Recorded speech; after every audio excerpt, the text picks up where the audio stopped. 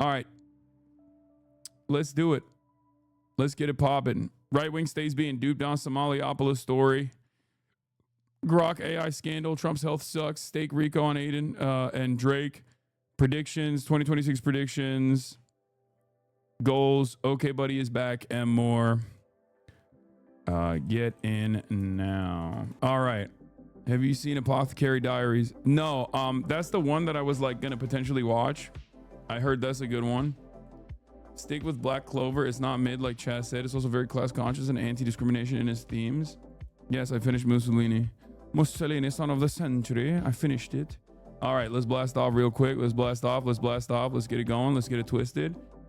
Oh, Heated Rivalry is the other one. Mid Clover. Okay, calm down. I want to watch the Chinese show that Xi Jinping brought up, Nasia, which apparently is like anti-American or something, and people were complaining about it. I don't know. The second one came out this year. There's a movie. Is it Nasia? Is that how you say it? Nasia and Nasia 2. No? Oh, it's Nasia. Nasia. Nasia and Nasia 2. The sad truth about Black Clover, you have to make it to episode 49 and it becomes the greatest anime of all time. Good to know. Hell's Paradise is peak. I like that so many people, whenever I talk about like being in a show hole, everyone will spam, just like I'm spamming the Twitter link right now to get the people, get the ball rolling, get the people to know that we are live, we're alive, and to welcome everybody. Everyone spams their animes, and it's like I've watched them all.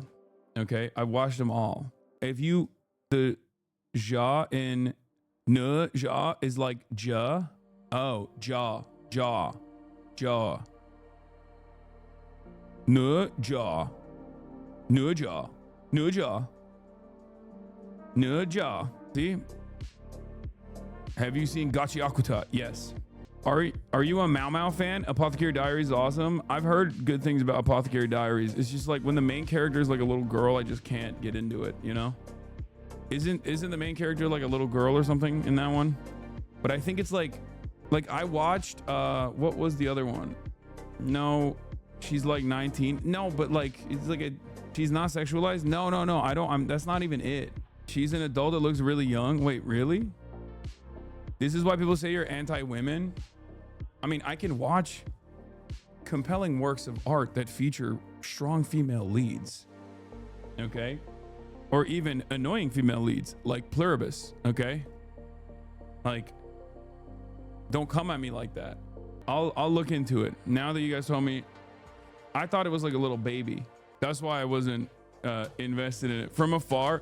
Because like, I think you guys will all admit, look, I even as someone who is like an open anime fan and has watched a fuck ton of anime, I think you guys can admit that like there are some that you look at from afar and you're like, the naming convention of this show is so busted, I'm never gonna watch it.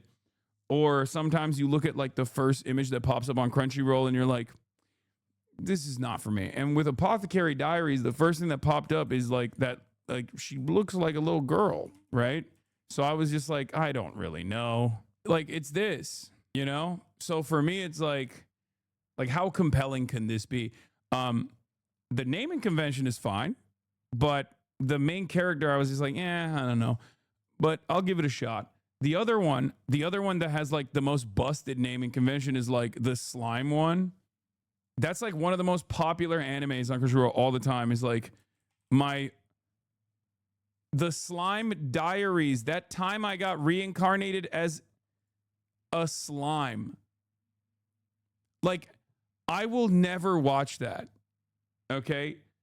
I will never watch, because like the name of it is so crazy. Tensei Shitara Suraimu Dattaken. That time I got reincarnated as a slime. It's actually super political and it's actually super good. Sure. Comparing slime to Apothecary Diaries is so criminal, dude. I'm just saying. I'm saying that there are some animes that the names are so insane that I will just never watch them. And people are saying that's just how isekai are, you know? So I'm a spider. So what? Like, that's insane. That's an insane name. Okay. What the hell does that even mean? Code Gay Ass is peak. If you're into anti-imperialist anime, yes, Code Gay Ass is a banger. Absolutely. Stop being so closed-minded. Sorry, I'm gonna continue being closed-minded about this in 2026. That's gonna be one of those things that I'm closed-minded on.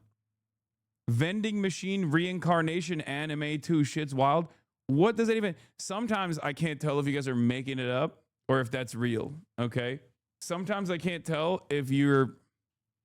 Sometimes I can't tell if you're just like joking and you made that up or if that's like a real anime name. But honestly, because anime names are so crazy, I believe it.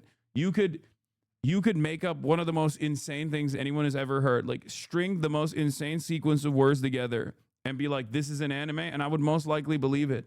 Like, what? My little sister can't be this cute is pretty political. Yeah, what? What's the policy that it's talking about? Age of consent and incest? Ethical incest? From Old Country Bumpkin to Master Swordsman. There's another one that was like, that's what is it? It's like, obviously, as an assassin, my skills are far superior to the swordsman. That's literally the name of an anime, something like that. I'm paraphrasing it. But like, what happened? Did you run out of names? Just name it normal. Name it normal. Why is it so weird? I'm not even kidding. That's like the real name of an anime. Don't trust chat anime taste. They're trying to lead you astray. Yeah, I never do. I just end up doing whatever I want to do. That's nothing compared to some manga names. All they like to be literal. Backstabbed in a backwater dungeon. My trusted companions tried to kill me, but thanks to the gift of an unlimited gacha, I got level 99999 friends, and I'm out for revenge on my former party members in the world. Okay, that's just a summary of every anime. There's also like the what do you call it? You watch Blue Eye Samurai, right? Yeah, Blue Eye Samurai was incredible. There's also another thing. What was I gonna say? There's Monster, the anime is a must watch. All-time classic. My friend has been trying to get me to read this manga titled The Boy I Had a Crush On Was Not Actually a Boy at All. Wait, that thing I just read is a real title? That's crazy. That's why I respect stuff like Mob Psycho, okay? It sounds strange, but it's actually incredible. And also, it's pretty easy to understand. One Punch Man. Straight to the point. Okay? Yeah, I like that. Naruto. Cool. Great. Totally fine with that. Bleach. One Piece. Like, even if it's like a little bit confusing, where you're like, what is that? What could that possibly mean? It's like, fine, you know? Dragon Ball Z. My little cousin loves a manga called The Time I Got Reincarnated as a Toilet. Stop.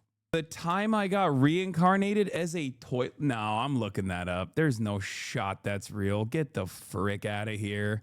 Come on, dude. That Time I Got No, as a slime is the one. That Time I Got Reincarnated as a Toilet. What? Oh my God. Wait, what? I was isekai anime. I was reincarnated as a toilet and all the women want to sit. Wait, what? What? That's real. Oh my God. Isekai no toilet. Toilet dedai wo suru. Dungeon toilet. It's actually really good. It's nothing like the name. Bro, we will never be... I wanted to say, we will never be forgiven for the crimes that we've done to the Japanese. But honestly, they were on a freak-ass wave from before. They were already doing freaky stuff. If you look back throughout time, there's always been some freaky... Japan is the island of freaky ass unks, okay? Freaky ass unks. My favorite isekai is the one where a Japanese guy is transported to ancient Rome and it introduces them to modern Japanese bath technology. It's called Thermae Rome. The old man reincarnated as a villainess is no joke. One of the better animes this season. It's about a boomer being reborn as the villainess in a romance manga. I think there's a lot of repressed like sexual issues that mangakas are just like basically working through in public in broad daylight and not exactly hiding that either. They're just like straight up are like, yeah, no, this is my freak on. I'm getting my freak on. I have to write about this because it's killing me that this is my big secret. It's pretty crazy. Have you watched Ligma? Okay, good one, dude. What's Ligma? 2026, you're still doing Ligma jokes. Come on. Gachi Akuta is amazing. Yeah. Gachi Akuta is cool. I like it. I'm watching it. It's very well drawn. But there's something about Gachi Akuta that like frustrates me because it just, the anime, the way that they've drawn it, it looks like it smells bad all the time. Do you guys also feel the same way? Whenever I'm watching Gachi Akuta, I feel like it's just like the world smells so bad. Cause it's like it's all trash. It's like trash world. And that's the whole point. And I get it, but like while I'm watching the anime, I still feel I approved all the Okay Buddy posts. There were like 3 that weren't. People thinking it was r/Hassan Piker. Please let the community know Okay Buddy is back. Yes. Were you also disappointed by One Punch Man season 3 animation? No, I did not actually watch it.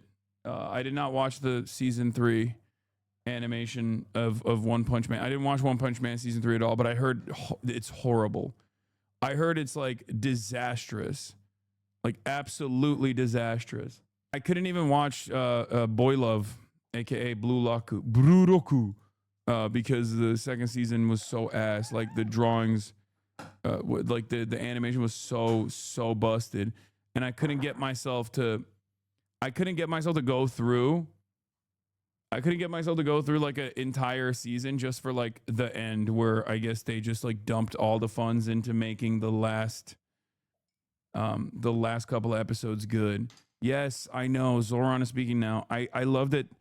I love that this community does the exact same thing that they were doing to Bernie, but now to Zoran. It's like, we don't have to listen every time he speaks, okay? Like we can get the highlights after the fact, okay? Here, he's making an announcement here, huh? Okay. Everybody down. Down, please. Miss, can you, thank you. Excuse me, everybody down. I can already tell people are going to be really parasocial with Zoran for like the first half of the year, and then the second half of the year they're going to turn on him dramatically. They're going to hate on him because he's going to do a bunch of things that, you know, politicians do, where he will disappoint you, and then you will lose your mind over it. Phones down. Okay. Is everybody good with the shot? No. Yes? We can't stand up because they're Good by the press? Is Joe Anuda sitting on the floor somewhere? No? My goodness. Oh, that's a Hasanabi head. Stills, please. That's Okay. New York City Good DSA. afternoon, everyone. I met her. I met her at the Zoran after party. She's one of the team leads. New York 1 City year DSA ago shouts out. This month, hundreds of New Yorkers. She was in one of the Zoran videos as well, wearing the John Brown merch. God damn, I know my fucking, I know my community. It was 6 months before I know my community no matter where they're at, dude. It's crazy. we were in the low single digits in the polls at best. Did you two Every fall ounce of out or something? What, conventional me and wisdom Zoran? No. said that our campaign was not supposed to work. Surely, there was a better way to spend a Saturday than knocking on doors, talking to strangers, and crossing the small but real distances that separate us from one another. And yet, New Yorkers showed up at a moment when so many people feel isolated from one another and distant from a political system Zoran and that can Hassan feel have grown apart, closed chatter. or unresponsive. No. They made a deliberate Wait, are you choice mad at him? What is not happening? to be bystanders, but to become participants. You guys need to stop being Their own babies. politics and their own vision for New York City being the driving force behind what they were going to do. Stop And that meant trolling. knocking on doors of people who lived just blocks away but whom they had never met. It meant asking questions instead of assuming answers. It meant listening instead of lecturing, finding common ground. And that experience taught us something simple and profound. Democracy works best when people are not treated as an audience, but as an active part of it. Governing demands the same. That is why we are here today. We are gathered at Grand Army Plaza, surrounded by powerful symbols of public life. The central branch of the Brooklyn Public Library, designed like an open book, a statement that knowledge should be shared and accessible to all. The Soldiers and Sailors Arch, a Civil War monument honoring those who fought in a war waged for a new birth of freedom and the expansion of democracy itself. Prospect Park, public space built not to be exclusive or ornamental, but to be shared. These are reminders of a belief that once guided this city, that public infrastructure should be generous, beautiful, and open. But a city is not held together by buildings alone. It is held together by trust and by whether people feel connected to the decisions that shape their life. That social infrastructure has been neglected for too long. Disappointed that he has not Too abolished often, commodity production. Yeah, me too, man. Too often people are I thought every landlord in the state of New York, not even New York City, in the state of New York was going to jail. Why has he not imprisoned every landlord? We will be establishing the Mayor's Office of Mass Engagement, a fundamental part of city government dedicated to rebuilding our social infrastructure at scale. This office, combining and reorienting the existing Community Affairs Unit, Public Engagement Unit, and other initiatives, starts from a simple premise. Working New Yorkers Yeah, the know mass line. what He's they doing a mass need line. He's to a thrive. Maoist. He's a Our job Maoist. is We to knew make it sure already. government listens, Zoran consistently Maudani. and with real consequence. Zoran The Office of Mass Maudani. Engagement will organize participation across this city, proactively reach those that have been excluded, and ensure that public feedback is embedded directly into how we design policies, deliver services, and make decisions. And to lead this work, I am proud to announce that Tasha Van Auken will serve as I am commissioner. Zoran's Lin Biao, okay? Eventually I will betray him and die in a mysterious plane incident. Since President Obama's first campaign Eventually I will betray him and die in a mysterious plane incident, and Tasha I has will be spent struck more from than a all the decade records organizing at despite scale, my unlimited developing support and leadership, unconditional building loyalty trust, to the and helping great working people chairman. turn priorities into action. On our campaign, she mobilized more than 100,000 volunteers who knocked on more than 3 million When is he hunting down the renegade Kumatang? It's coming. Kumatang. It's coming. He's doing it with this guy. Not just to win an election, but to build leadership and a real sense of community. Dude, I did across see the Walton city. the Goat Goggins there. also It spent made many me years so working at the happy. Blue Man Group, This made me so which happy. means My she goat was at brings the both New York organizing inauguration. discipline It's and so an sick. unusual tolerance for chaos. Big Walt. The Office of Mass Engagement reflects how we intend to govern, with humility, openness, and a firm belief that democracy is strongest when it belongs to the people, not just in theory, but in practice. And we should be clear about how this work will be judged, not by how many meetings we hold or surveys we collect, but by whether people can see their voices reflected in the decisions that we make. Judge us by whether engagement changes outcomes. Just as past generations invested in the public spaces around us, this administration is investing in the civic fabric that holds our city together. And that same commitment to openness, Making his campaign participation, organizer a city-funded and rebuilding organizer is trust in so our sick. institutions Yeah. guides how we approach every part of city government. Yeah, That is it's really why good. There's a today lot I am of also there's a lot of announcing good stuff that he's Ali doing. Najmi will serve as chair of the Mayor's Advisory Committee on Like the Judiciary. developing a front org that is basically Obama for America. Ali's that's leadership, virtually this committee will take almost on a entirely more comprised of public the and like DSA engaged leadership role, and reaching DSA beyond members City Hall to the is an wider excellent move. legal community. It's exactly what you Demystifying need to the apply judicial consistent selection pressure. process, expanding who participates in shaping our courts, and ensuring that our city's judicial system applies the rule of law universally and does so without favor.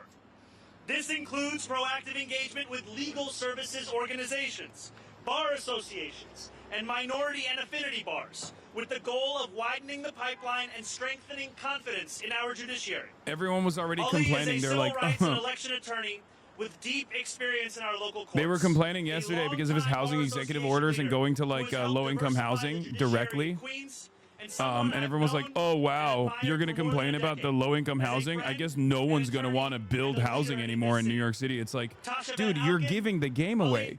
If the welcome only to a way new that you era in build our housing city. is if it's I look dog forward shit to and you building just it keep with them you in a state of together. disrepair, as you consistently bring up rents, like you're not only admitting to being a bad person, okay? You're admitting to being a bad person.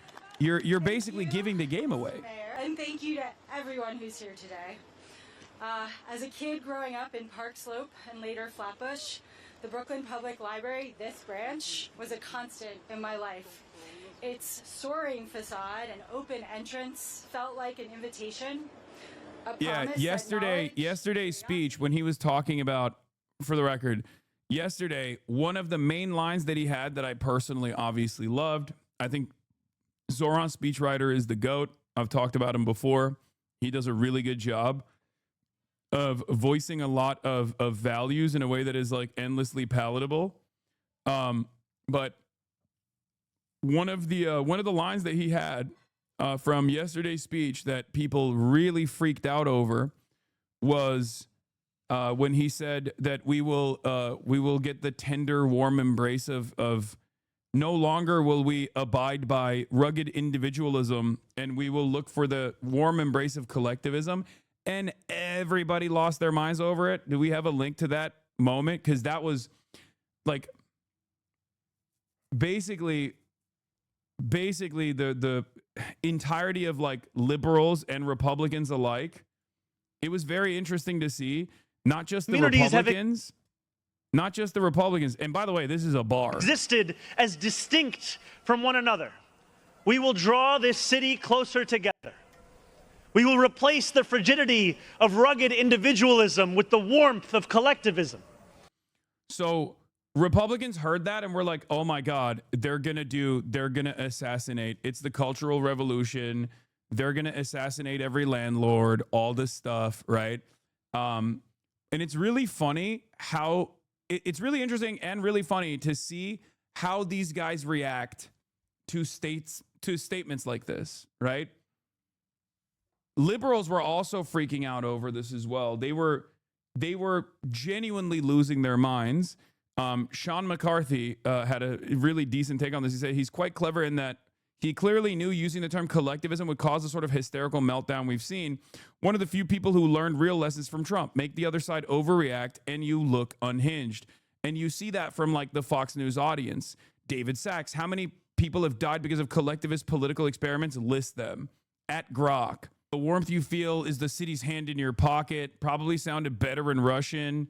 Here's what the difference between those two look like. North Korea, South Korea. Like, dude, okay, China is right there.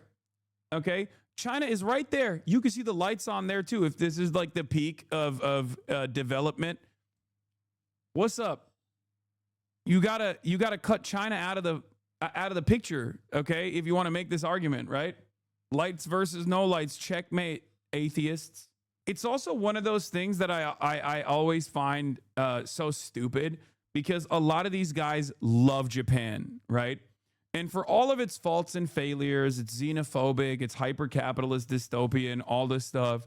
The only thing that has kept Japanese society together, in spite of it basically being a fleshlight for an island specifically designed for American interests, an island that actually was a major economic force in the world until America decided to shut off the faucet with the Plaza Accords and directly stagnate their economy deliberately. The only reason why Japan has survived through all of the ups and downs is because of their collectivist principles, in spite of being a capitalist dystopia. Okay? So if you like Japan, if you are one of those guys that's like, Pog, Japan, I love Japan, Japan is so sick, even though they are a somewhat socially conservative country in many respects, but then also very socially liberal in others. It's very strange. It's not the same, right? Even though they have a horrible work culture and whatnot, they do have long-standing collectivist principles in Japan that have made the society work in spite of capitalism to a certain degree. So I know that people like to say, well, we like Japan because it's like a right wing, it's xenophobic, it's they don't let any migrants in or whatever, and it's like, yeah, it's true. That's why they're dying. That's why they are. It's an entire country that is currently committing suicide. A lot of these, like, I am not Mr. Cultural forces determine the outcome of countries. I obviously am a materialist. a rugged materialist, maybe even a vulgar materialist. Having said that, however, a lot of Asian countries do have long-standing values surrounding collectivism, and they have played a role in at least giving a lifeline over and over again to these countries, in spite of the hyper-capitalist dystopias that they've become. Okay. South Korea, kind of Japan without the collectivism. No, South Korea has a lot of collectivist elements as well. I mean, many of these countries have for thousands of years been impacted by, what I would say is Chinese values, and not just Chinese values, but yeah, Confucianism and its influence. And it's definitely one aspect of it. Hyper meritocratic. That's definitely ingrained Confucianist principles, right? In any case, they're calling him Hamas. Yeah, but I did love this line, and I did love how much people got mad about this. Campaign demonstrated that the people of New York yearn for solidarity, then let this government foster it. Because no matter what you eat, how you pray, or where you come from, the words that most define us are the two we all share: New Yorkers. Anyway, the people are just state goons and accounts on Twitter, to be fair, people like him. Yeah, there is a lot of anger and resentment towards these statements expressed by Zohran Mamdani. I find it very funny. We will obviously look at the hog meltdown over it, right? Marshall, when people say, oh my God, he's talking like a democratic socialist, he is a democratic socialist. He's not lying. He ran on this. Guys, we have to warn you, it's bad. But all that being said, I do want to comment on the new mayor, who was elected by a majority of the population of voters. And when people are like, oh my God, he's talking like a democratic socialist. He is a democratic socialist. Ever talked to Chinese expats? Have you ever talked to Chinese expats and their view on communism? Yes and no, I have. But also, there are a lot of, content creators that are Chinese expats whose entire output is talking about how China is shitty and it's going to die any day now. And it's to comfort it's basically to soothe Americans with a lullaby that our number one arch enemy is really terrifying, but also incredibly weak. And on a moment's notice, it will actually fall apart. And they regularly talk about me. I don't really place a lot of emphasis on what those people have to say. I don't necessarily care. I mean, it's good. It's good to hear from them. It's good to hear their perspective. It's good to hear every perspective, right? It's just the amount of weight you place on their analysis, obviously, well, that varies. Socialist. He's not lying to you. He ran on this. This is what he said he was going to do. Affordable housing. By the way, right now, there are polls showing majority of Americans want the rich to be taxed now. Majority of Americans want affordability, and it's not just my side of the aisle. I don't feel it was a communist message. I thought it was right on point with what he campaigned, and I do agree with what you said. He's coming in and going, I'm going to put away the executive orders. We're going to start with a clean slate. By the way, the first executive order that he is putting back, and he said when he's putting back, is to keep the anti-Semitism task force in place. Here's my take. When you use labels that were set by people who go to college, it makes it hard to understand, nail down the serious problems they are feeling, and it makes a big difference. Yeah, no, I agree. I do that all the time, which is why a lot of people will say I'm simply introductory.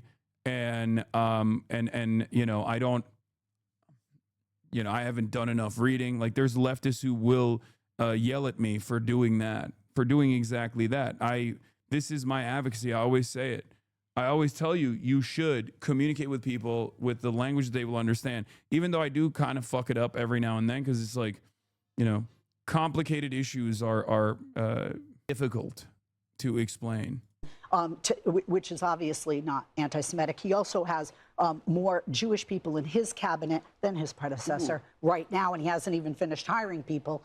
And at the end of the day, I hope, whether it's a Democrat or Republican in any city, and whether I live there full-time like Los Angeles or some of the time like I do here in New York, that it's successful. We should all hope for success when it comes to the economy and crime, city by city, state by state. And Yeah, people think streamers without any education in politics or economics suddenly become experts because they perfected their radio voice. I mean, you don't even need to perfect your radio voice. Look, it's not a secret that if you want to sell, you got to sell the dumbest audience possible.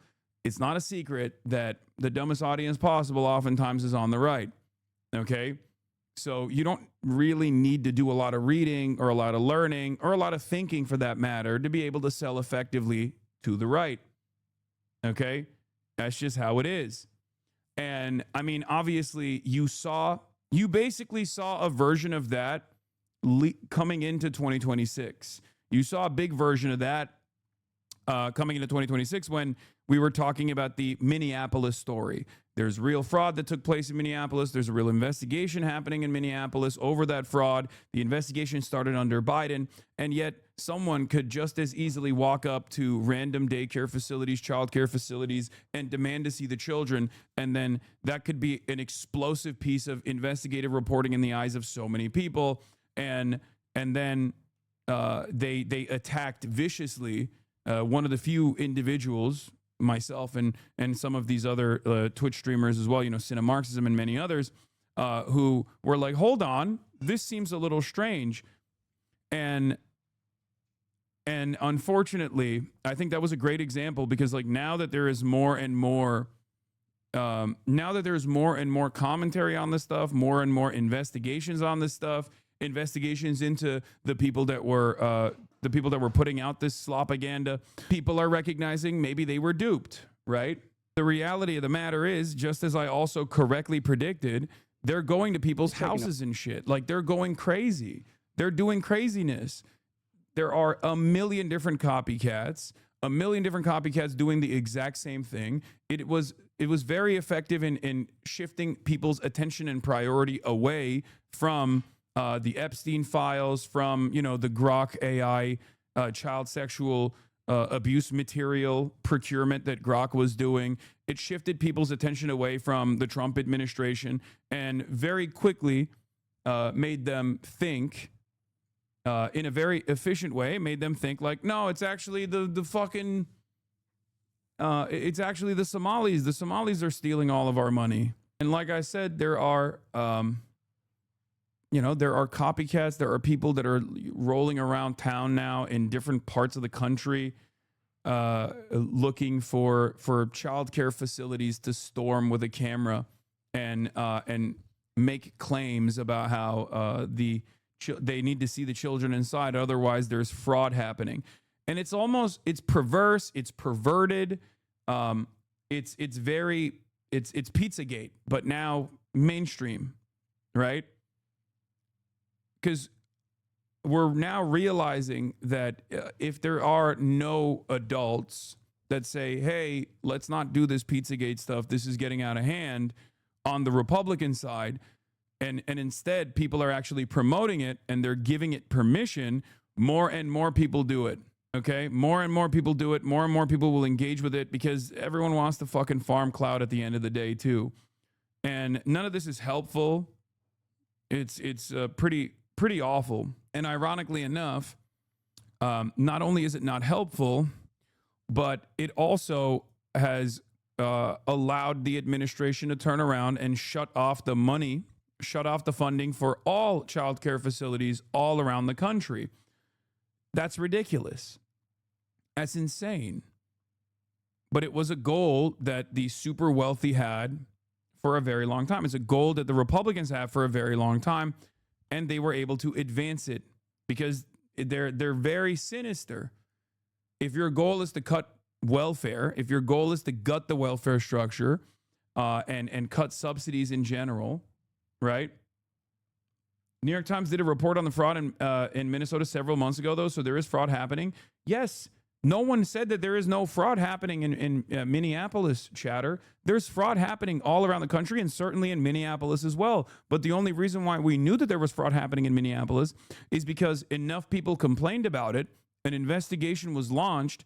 The Department of Justice conducted an investigation that actually yielded arrests, okay? Convictions. Do you not understand that there's a difference between there is fraud happening here versus I'm assuming that this entire ethnic group is responsible for the fraud. So I'm going to assume that every single business is actually secretly a front for this ethnic group that I want to vilify.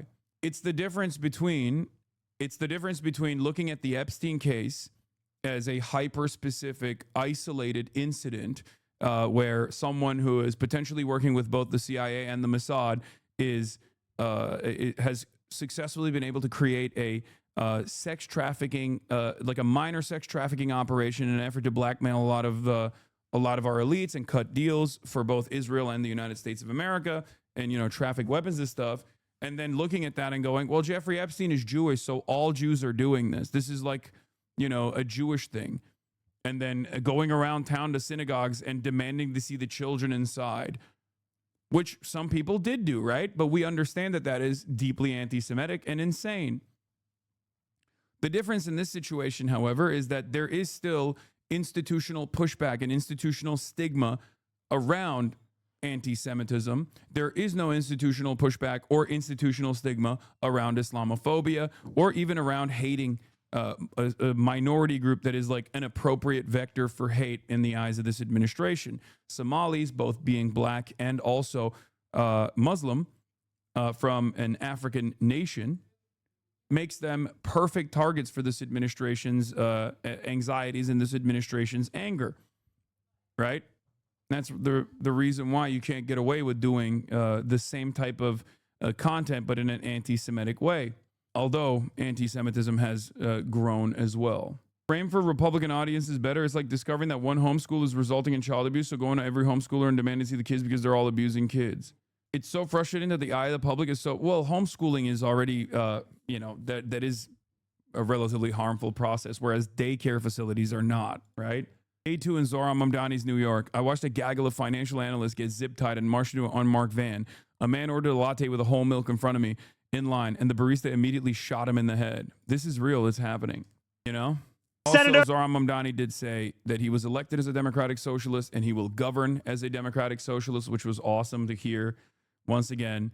Now, of course, in that process, there are some things that he did, like, turning around and undoing all of the executive orders that the previous mayoralty had implemented, Eric Adams's previous executive orders. That was obviously a big deal. And many of that was good. There's obviously criticism surrounding one of the things that he also signed into law. I think it was like, no protests around like synagogues or something, or around places of worship. I don't think that's going to actually stop people from protesting outside of a synagogue if there's like illegal land sales taking place there. I think it's absolutely ridiculous, and it will be a big test for the Zohran administration if they actually follow through on that. That would be very silly. So that would be completely unacceptable. This is the second executive order that he signed in. The power vested in me as mayor of New York. The first deputy mayor shall report directly to the mayor, advise and assist the mayor on all policies, blah, blah, blah, all this stuff. What was it? Do you know if there's a term for this phenomenon where if someone from a minority group does something, it is viewed as the fault of them being in this minority group and not an individual? It's like the idea that gay predators are predators because they're gay and not because they're predators. Yeah, it's called bigotry. That's it. That's what it's called. Yeah, assuming every black person is aggressive, violent, and more likely to do crimes because you saw a black person do a crime, that's bigotry. It's a silly, stupid, and sometimes dangerous way of thinking, right? That's what it is. It's called being prejudiced and being hateful. Unfortunately for all of us, there are a lot of people who operate like that. And the less there is interest in developing a better understanding of the world, the less there is, the less people want to think about things thoroughly, the worse people get. Anyway, From Mamdani's second executive order, police commissioner will direct establishment of appropriate limitations on protest activities outside of houses of worship during non-religious activities to protect the speech and assembly rights of community members who make the use of houses of worship. It's a review, not a ban, is what Alex Kane is saying from Jewish Currents. This is a directive for the law department and the NYPD to review policies around protests outside of religious spaces. It doesn't do anything to actually restrict protests, at least not yet. And I would be surprised if the review did, given case law on this. In Ann Arbor, Michigan, there is a long weekly protest outside of Shabbat services. The protesters were sued. A judge dismissed the lawsuit. The Sixth Circuit agreed with the ACLU position that such protests were protected speech. The FACE Act, which the Trump administration is utilizing to sue protesters outside of a synagogue in New Jersey that was selling Israeli homes, including in settlements, does prohibit harassment or obstruction of houses of worship. But protest isn't necessarily harassment. So, are you going to address the protests in Iran, or are we not innocent enough for you? Wait, what? Innocent enough? The fuck? I'm going to get to it. I don't know why I just started, chatter. It's been an hour. We will get to Iran as well.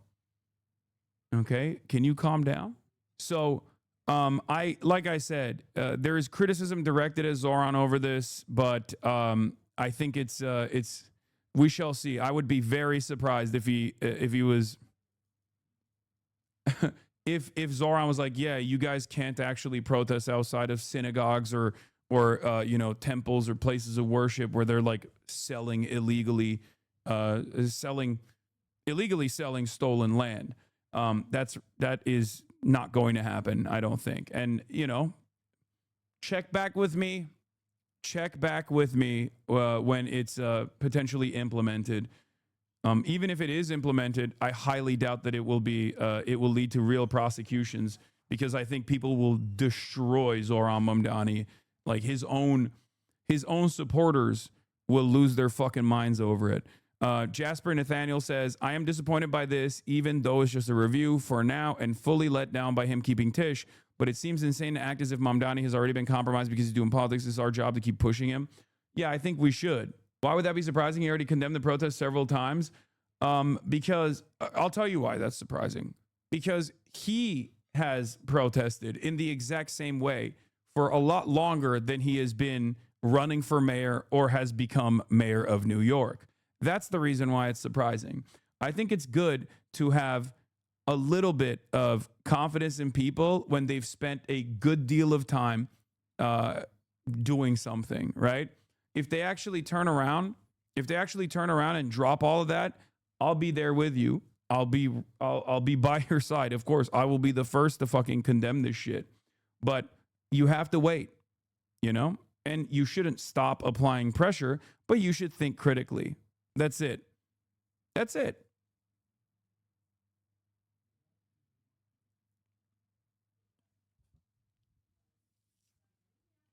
Like, there are a lot of people who fall into this trap of engaging with politicians parasocially. They did it with AOC. They're doing it with Zoran Mamdani. I think that's silly. What do I always say? Politicians are our servants, okay? They serve us, members of the public. We vote for them so they can actually implement our desires. They tell us that they're going to run and follow through on promises that they made to us. And they win successfully. And they win resoundingly if they actually give us some promises that seek to eradicate some of the issues that we're experiencing. And ultimately, at the end of the day, you just got to turn around and say, put the policies in the bag, little bro. Okay? Repeat after me. Put the policy in the bag. That's it. With Zoran Mamdani, it's the exact same. And if I, a person who still corresponds and communicates with Zoran Mamdani,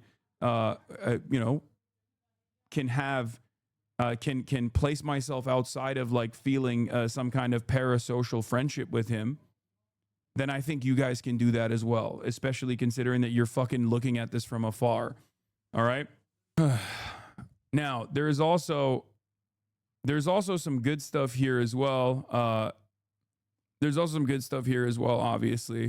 One of the things that really pissed off Israel and Israel dick riders was on his very first day, New York City Mayor Mamdani shows us his true face. He scraps the IHRA definition of anti-Semitism and lifts restrictions on boycotting Israel. I wonder why. Okay? Ali, my goat.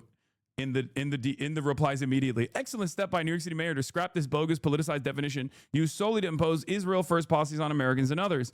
Let's recall that so-called IHRA is just Israel and a bunch of its Western arms suppliers. It has zero moral authority. Yeah, that's it. It's fucking ridiculous. It was ridiculous that it was implemented to begin with. Okay? It's not only against the First Amendment, it's against the First Amendment at the behest of a foreign nation. They're complaining about this. Whole Shlomo Kramer's clip is overtaking social media, is also going viral. Why are they so bad at timing? It is the audacity. Okay? It is the fucking audacity. You need to understand. It is the entitlement, the sheer arrogance. In many respects, it's because they're fucking fascist. Okay? This is how it works. It's a fascist, it's a fascist, hyper arrogant way of communicating.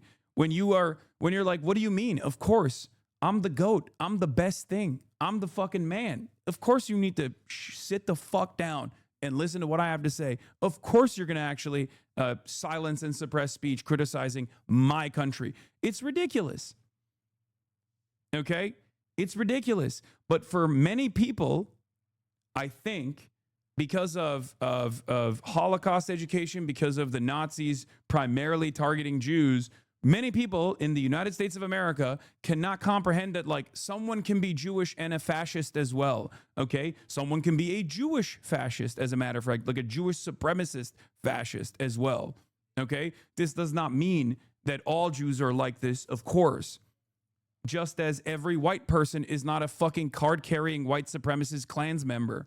We have to understand anyone and everyone can be a fascist, and Zionism is an ethno-religious supremacist ideology. It is fascist, and that is precisely the reason why people can speak like this, and it shocks people's consciousness. Okay? Like, think about it. Look, every time someone here, I'll give it to you in terms that you can understand. Okay? If there were a bunch of, and there are some of these, the example I'm going to present to you kind of has already started. If instead of, Shlomo Kramer, you had Hank Patterson going on NBC as a high-profile Christian nationalist of a white background and saying, the anti-white sentiment needs to stop right now. The anti-Christian sentiment needs to stop right now. We are going to tackle the First Amendment to ensure that we preserve the First Amendment because we must preserve a future, a secure future for our white children. Okay? You'd understand it a little bit better, right? Hank Patterson running around talking about how white people are under attack. We must actually end or eradicate or significantly claw back First Amendment protections. We must punish people for speaking out against the whites. You would obviously recognize that as supremacist talking points. But because of our understanding, because of the history of Jews being persecuted throughout time, right, all the way into the Holocaust, we look at Jewish people as a marginalized people in the United States of America, and because historically they were, right? And we don't understand that someone who is a Zionist and is defending the interests of Israel is actually not speaking from a position of marginalization at all. As a matter of fact, they're simply utilizing the collective understanding of marginalization of Jews in an effort to defend their ethno-nationalist fascist project. Okay? That's it. The Shlomo clip going around, X is shorter than the full clip with context. Brother, we watched the full clip with the context, for the record. We did. And the full clip with the context unironically does not make you better. You're saying, oh, it's it's pretty interesting. Mentions TikTok, X, and Elon. Definitely a different meaning. Yeah, it mentions TikTok. Yes. The point that he is making is that we have to literally prosecute. We have to prosecute anti-Semitism, and we have to take out anti-Semitism. And from his perspective, he's not actually even talking about anti-Semitism. He's talking about anti-Israel sentiment. Whenever someone who is Israeli, who is not an avowed anti-Zionist, is talking about anti-Semitism in this way, they're most likely referring to anti-Israel sentiment. And we've seen that from the way I receive criticisms from people who are pro-Israel, who make it seem as though I'm actually, a nefarious anti-Semite doing anti-Semitic propaganda at a time when, if I was anti-Semitic, it would be beneficial for me to say so. Okay, it would be beneficial for my career to say that I don't like Jewish people, because unfortunately, what a lot of people still don't realize is that anti-Semitism is exploding. A lot of people who say that anti-Semitism is out of control don't actually realize how out of control it actually is. Okay? It's like when people accuse me of being secretly transphobic. It's like, brother, do you know how much more motion I would have if I was outwardly transphobic? It's unironically one of the major issues with so many people who otherwise have like progressive values or otherwise are like on board with something. And then they hear me defend trans people one time and go, oh, this guy's out of his fucking mind. Okay? I'm uncompromising in my positions, whether it be combating anti-Semitism, combating bigotry of all different forms, and I will never compromise on those positions because I care about the humanity of people, and that is just my worldview. My worldview stems from defending those who are unjustly maligned and persecuted for a distractive purpose for capital owners who want to dominate and continue to dominate the world, dominate the United States of America by consistently stealing shit from you, stealing money out of your pockets, and then redirecting your attention over to fucking, Somalis, or redirecting your attention over to the handful of trans people that exist. Okay? That's it. What is this? That's not exactly what people said. Also one of the founders of Checkpoint, another big cyber company. Shlomo, it's great to have you here. Welcome. Thank you for having me. How is AI, cyber warfare, shaping geopolitics right now? So AI is going to revolutionize cyber warfare, is revolutionizing cyber warfare from critical infrastructure to the fabric of society and politics, and undermining it, giving unfair advantage to authoritarian governments against democratic countries. First Amendment type of... That's already happening? That's already happening. You're seeing the polarization in countries that allow for the First Amendment and protect it, which is great. And I know it's difficult to hear, but it's time to limit the First Amendment. Yeah, this is poison, brother. I mean, I'm serious. You say this with any accent, people are going to fucking freak out. You say this with, like I said, if it was Hank Patterson saying this shit to preserve the white ethnics, okay? To preserve the safety and security of white ethnics, Americans would fucking despise this still, okay? But when you say this with an Israeli accent, it literally makes people's ears perk up. They go, what?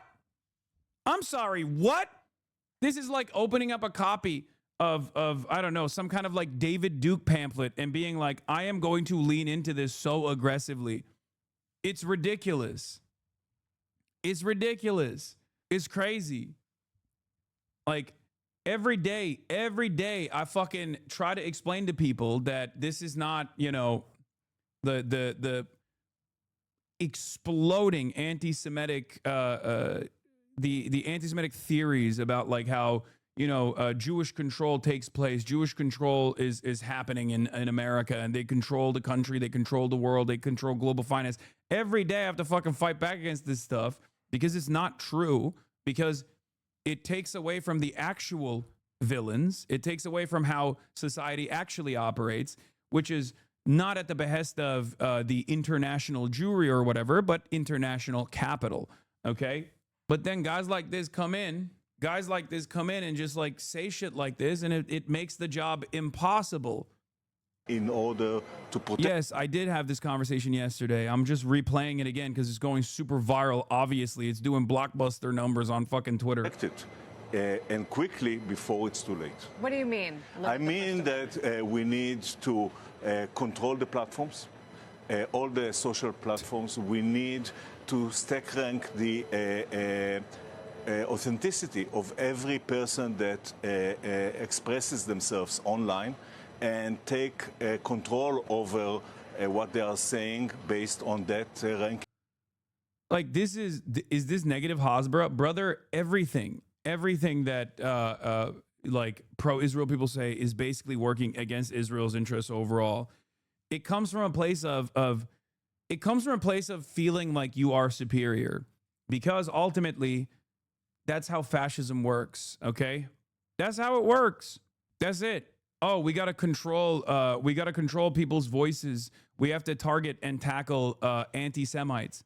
First of all, there is an argument you could make, as wokes made for a very long time, about how in order to preserve the First Amendment, in order to have reasonable discourse, you have to have some safeguards. And we already have some safeguards that we all understand are harmful, right? Safeguards around speech that we've determined is harmful. That's the reason why you can't procure CSAM, for example, child sexual abuse material, unless you're Elon Musk's AI Grok, which is another story that we're going to get to, right? But most people understand that that is not protected by the First Amendment, and that's a good thing that it's not protected by the First Amendment. That's not free expression, right? Unless you're Elon Musk's Grok AI. But once again, that's for we're going to talk about that in a little bit. But when you come in hot and talk about this specifically around like anti-Semitism, okay, and when people understand when you're saying anti-Semitism, you're actually talking about anti-Israel sentiment. Yeah, of course, people are going to be like, "What the fuck are you saying?" The government should control the social media. Should do that, and we need to educate people against lies, and government need to develop cyber defense programs that are as sophisticated as the cyber attack.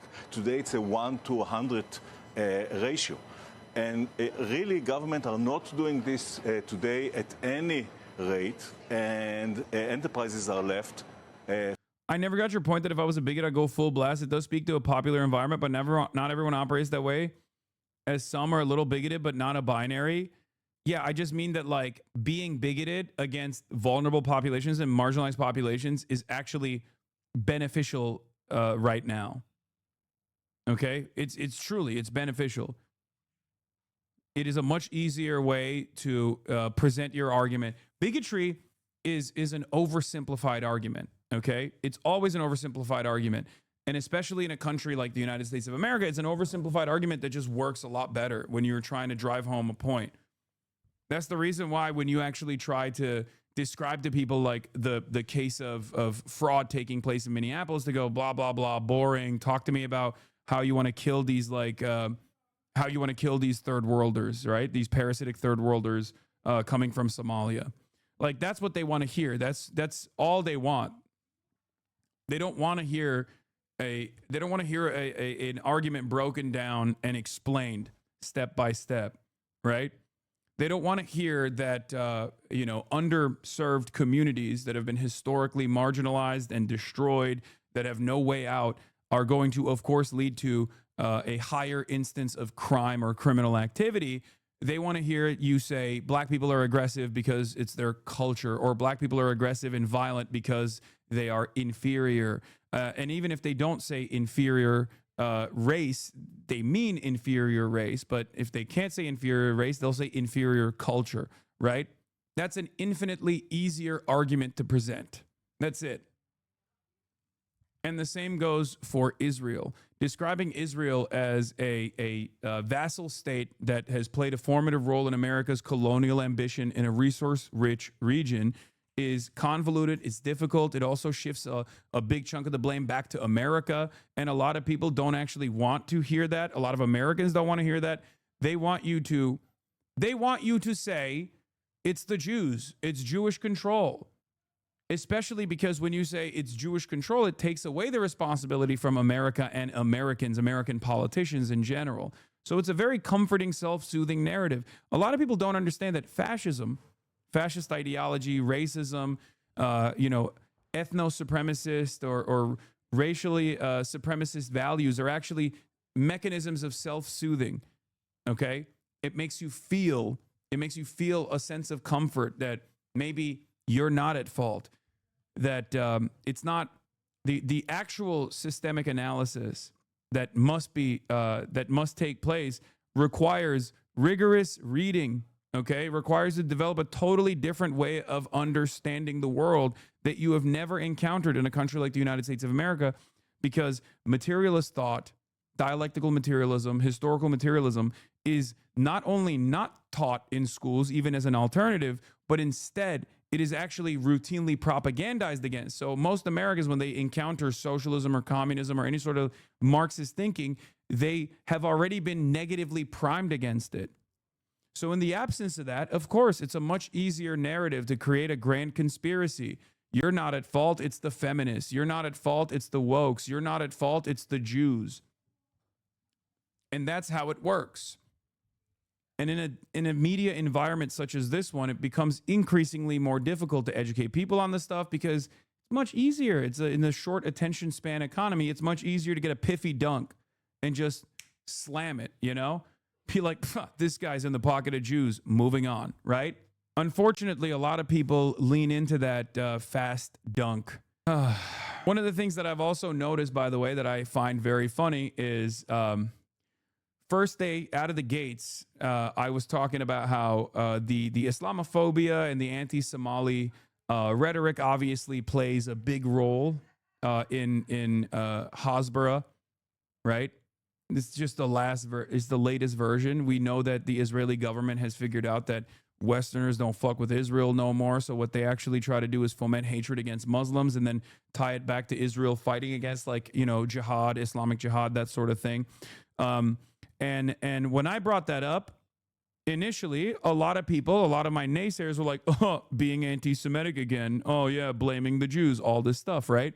And yet, a couple days in, even Nick Fuentes and the like, because they are fucking grifters that are utterly devoid of even having an ideological backbone in this circumstance, Nick Fuentes and Sneeko and many others are now also taking that pivot and taking that position.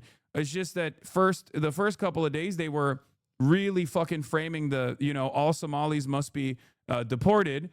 2 days in, though, now he's like, all the complaining about Somalians will result in nothing, no mass arrests, no deportations, nothing transformative. We all know that. This is more slop designed to rally the GOP base back to this failing joke of a government and pivot from shitting on Israel to Muslims. Interesting. The first couple of days, however, he was really fucking leaning into, like, this is Somali fraud. Somalis all need to be deported. He was leaning into the slop, the distractive slop, you know? And now he's turning around and being like, actually, yeah, he did the same thing with Venezuela. He's stealing your talking points. I know. A lot of these guys do this shit. First, they get everything they can and frame. They get everything out of, like, initially leaning into the framing that's popular.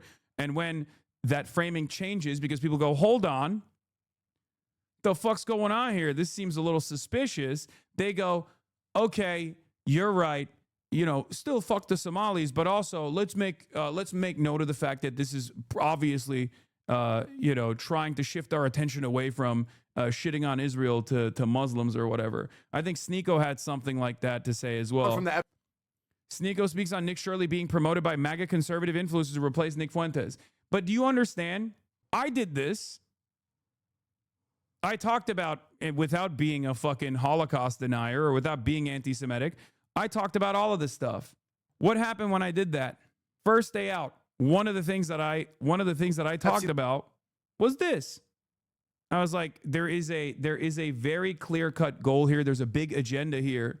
Okay? Everybody fucking yelled.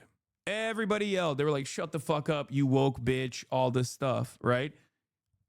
Now they're all saying it too.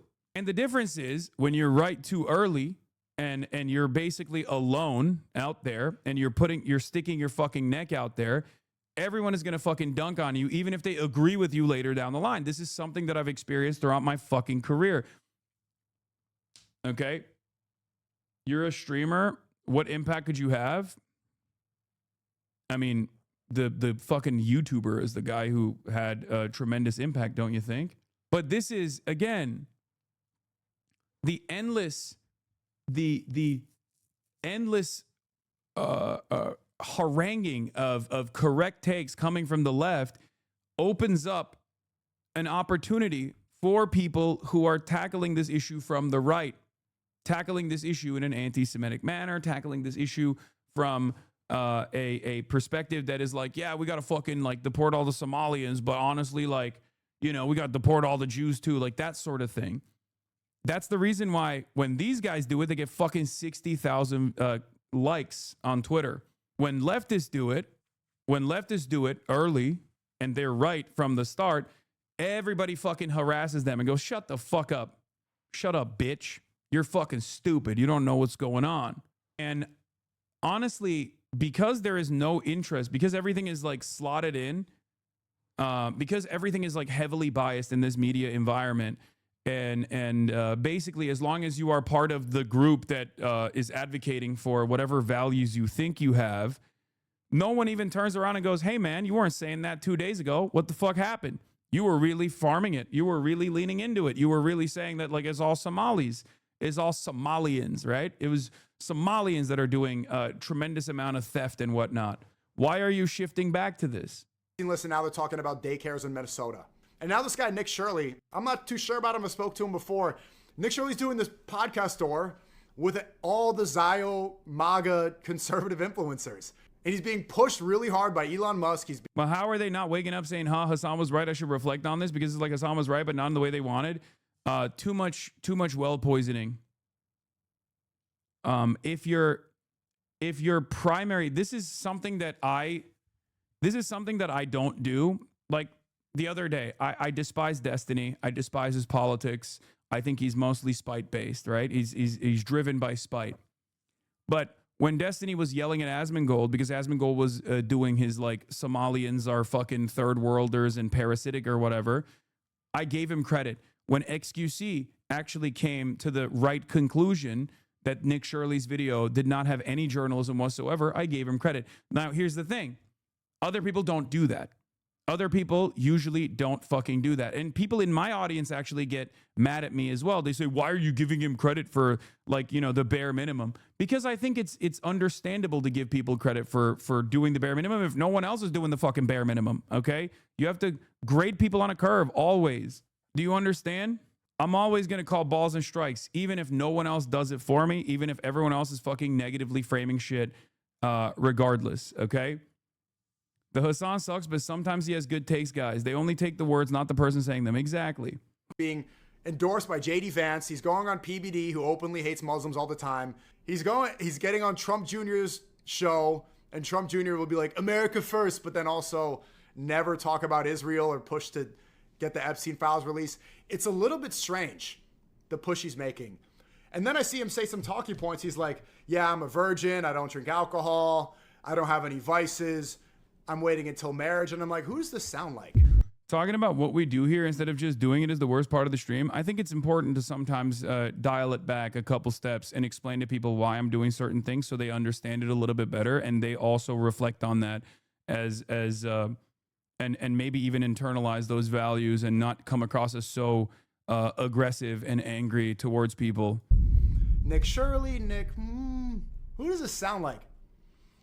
And I don't think this is true, but if they did want a replacement for somebody who is speaking about Israel and who's clearly challenging the GOP right now and wreaking havoc all over American politics, then they would need somebody who replaces him, the great replacement, a young white guy in his 20s who is aligned with the Peter Thiel. Yeah, he's Brylan Holland, okay? He's the new Brylan Holland. That's what it is. Remember, after Charlie Kirk got fucking murked? After Charlie got kirked, the GOP tried to set up a new Mormon guy, Brylan Holland, or whatever the fuck his name is, and everyone was like, shut the fuck up. This sucks. We don't want this at all, right? And now they're looking for other people, and this is one of the other people, right? Cabal with the Zio Magatard group, the people who can talk about Muslims all day long and who are going to cry and scream and yell about Somalis, but when it comes to Epstein, they're fucking blind. It's strange. And so I do want to speak to Nick Shirley. I'll DM him. I think he follows me. I do want to bring him on stream and speak to him and see. You know, I want to figure out what his intentions are and what's going on, or if they gave him, you know, what conversation they had behind closed doors, because this push happened really quickly. You know, he has the most viewed X video of all time. It has like 3 million views on YouTube, but it's the most viewed video ever on X. Some of that stuff seems strange. So I want to go figure this stuff out. And, you know, just the point is, a lot of these guys lean into instead of developing their own worldview, which is hard and requires reading, right? A lot of these guys will lean into whatever is popping, okay? And then sometimes their true opinions come out, okay? Like with Sneeko. Sneeko obviously went into the right-wing grift pretty hard, red pill, all this stuff, even reverted to Islam. But I think the reversion to Islam was real. That was genuinely real. He like is actually following on this stuff, right? He's actually following through on this stuff. It's not just like made up or whatever. Look at this. Look. If you think Trump is a pedo, you're an idiot. If you think those files have something to do with Mossad Israel, then you're starting to think. Hassan is a pederast. Fuck him. Hassan is a pederast. Go fight Sam Hyde. I like that the person that you are a fan of is straight up a fucking pedophile. Like straight up. Like with proof.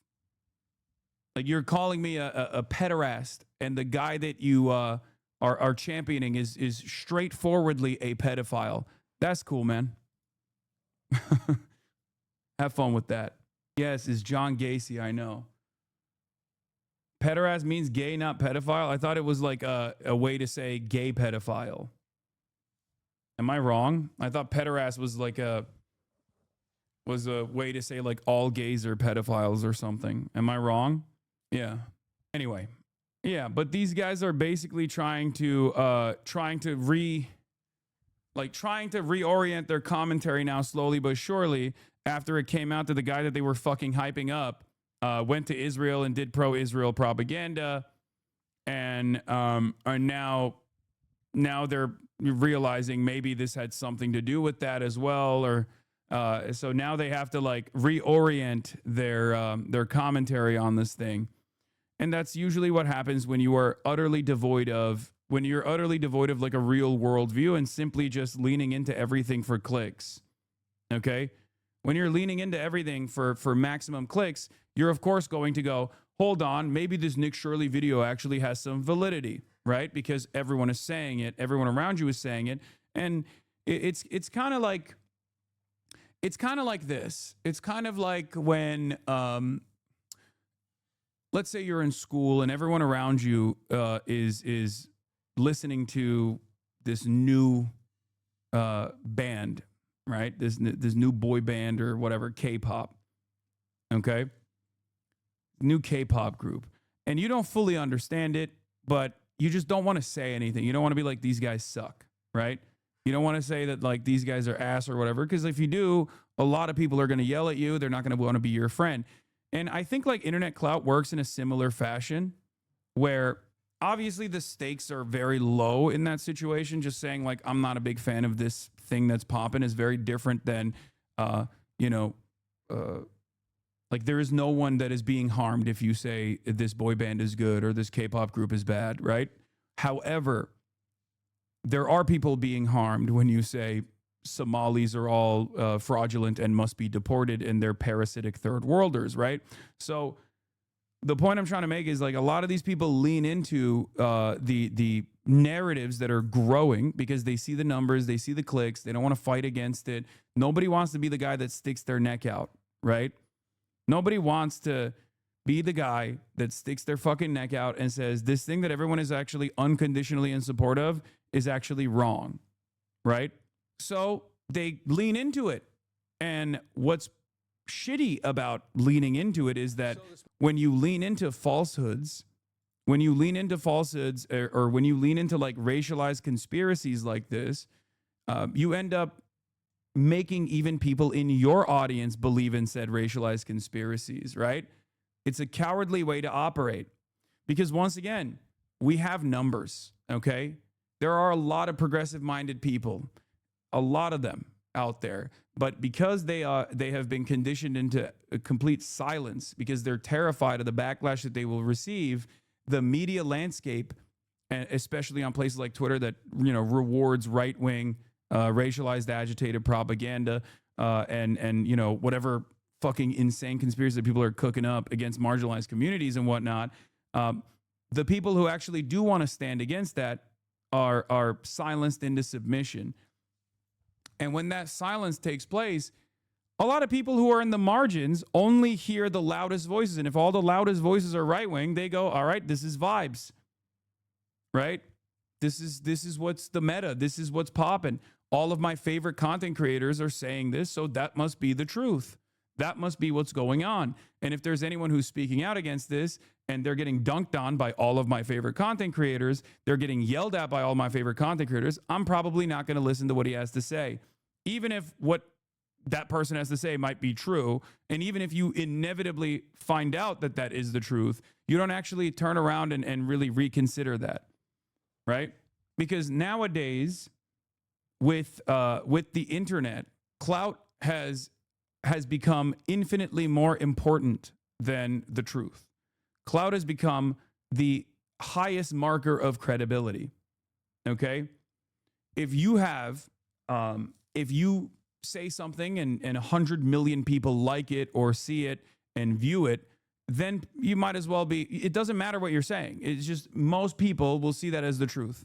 They will not question it. They will not think about it. And I think a lot of people don't realize that. This is very dangerous. This is very dangerous thinking, especially considering that one of the major social media websites is operated by a very, a very racist shithead like Elon Musk, right? And that's where we're at.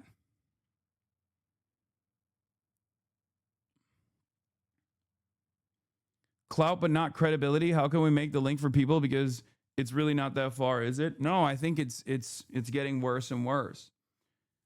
Especially because Elon Musk is like really pumping shit whenever there is a conspiracy or a narrative that suits his purposes, he'll base boost it into oblivion, right? He'll base boost it into oblivion, and it ends up because people look at clout as validity, clout as credibility.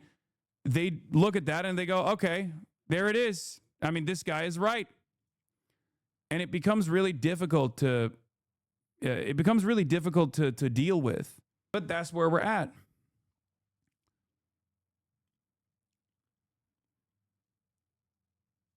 It always feels like it's an uphill battle too. It always feels like it's a fucking uphill battle. And then, there are people that go, chat, are we defending fraud?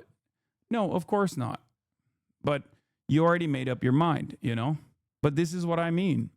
It's everything turns into like silly memes, right? Oh, dude, this guy, obviously, I'm not going to try to understand his position because it's much easier for me to just assume that he's defending fraud. This guy is, I'm not going to try to understand what he's trying to say about why there are resistance groups against the state of Israel. I'm just going to say he's a terrorist. These are all thought terminating statements. Okay. It's a thought terminating cliche.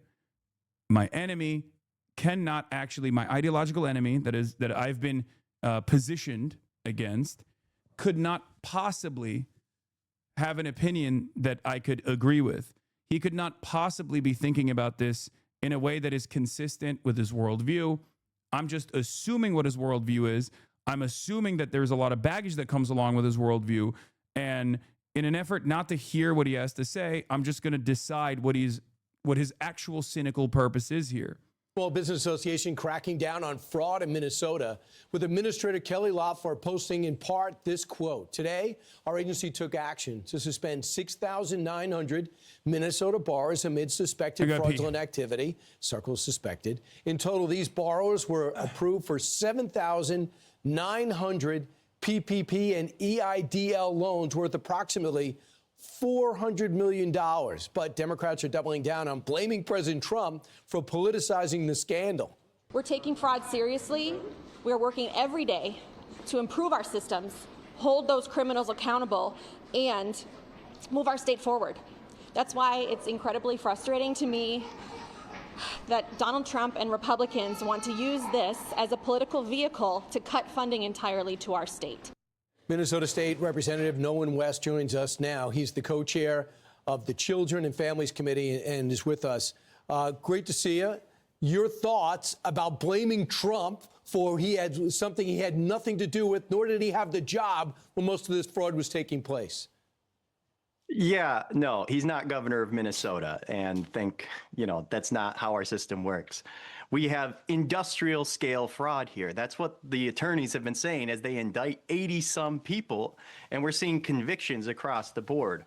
So that's around, they're saying, could be $9 billion. So when you look at $400 million for PPP loans, that's peanuts compared to what we're seeing in Minnesota. And this has been going on for years. So trying to make it a thing right now when nothing has been done, when we've seen nothing happening on this in years, just makes absolutely no sense. So, Nolan, when did you know about it? And what was the biggest surprise, if anything, when it became exposed and getting more exposed every day? What's crazy is now they're like going after active. I like that they have decided that there are real instances of fraud. Once again, even in the PPP stuff, right? As we know, there are billions, but they're only tackling this as like if a Somali business owner is engaging in PPP fraud, which is crazy. Like, yeah, tackle that shit, okay? I don't give a fuck if it's a Somali business owner doing it, but don't fucking, don't leave aside the hundreds of billions of dollars that, like, what, non-Somali business owners are engaging in either? Are we fucking serious? That's crazy. That is crazy. This is what is so frustrating about this, because there is a validity to the PPP loan fraud. There was so much of it. Ironically enough, many of these fucking right-wing dickheads. This has to be one of the most boring stories, and it just keeps dragging on for days and days. I'm Brian Kill Me, dude. I'm Brian Kill Me. I'm Brian Kill Me. I'm Brian Kill Me. Zero critical thinking skills from a 69-month subscriber here. Well, I mean, we've known about it for probably a little over a year, at least I have anyways. And the couple of these centers get over $1 million of tax dollars. And we checked them out. Nobody's there. Then even KSTP News went down there. We had mainstream media down there seeing no children present. And that made a little waves, but it didn't come until Nick Shirley had that viral video of doing the same thing. And it was just starkly there for everyone to see. And if you're claiming, 40-some kids, I think it is, they're claiming and getting reimbursed by the taxpayer for, you go up at 11 a.m. or 1 p.m., and there's no children, that's insane. And then eventually they invited the mainstream media, the Star Tribune, that's our big liberal paper. They go in there, and there's like 4 kids. And they're like, look, we're a legitimate business. Well, okay, we can't, allegedly they are fraudsters. But if there's only 4 kids you're watching right now, but you're getting reimbursed over $1 million a year in CCAP, right, there's still something up going on there. So Tim Walz put this on, and he's running for election, put this up yesterday. This is Trump's. Yeah, this is another angle of attack as well. Like, I don't really care about Tim Walz. I actually don't like Tim Walz anymore. This is not the major reason, but this is being used against him as well as a major angle of attack. It's just a perfect combination of all the things, right?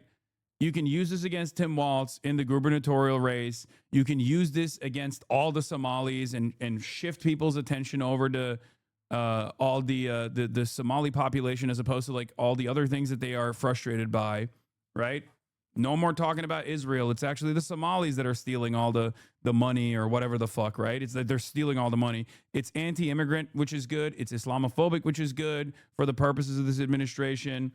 And people who are asking why I don't like Tim Walz, it's because there is evidence connecting at least some people back to like these major fraudsters, specifically Bach, the white lady who was the primary person. The person who was actually responsible for putting together this entire scheme, who's like literally going to prison.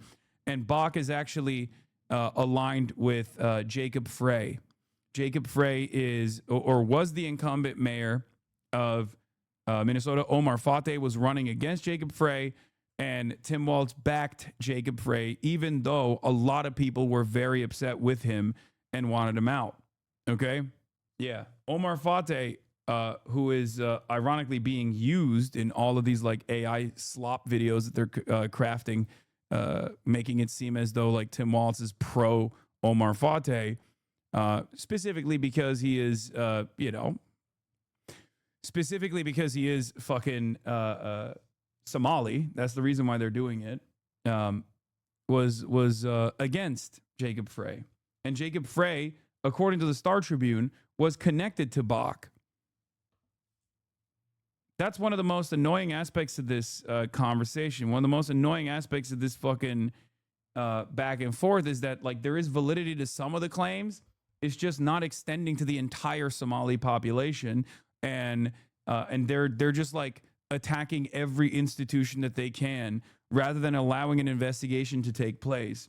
And even if you have suspicions that there are people within the party structure in Minnesota or in Minneapolis that are playing a role in this, identifying those connections, okay, and being very careful about the allegations that you're making, identifying those connections and trying to get investigators to look into that is the appropriate way to go about this, not just saying this is Somali style fraud over and over and over again.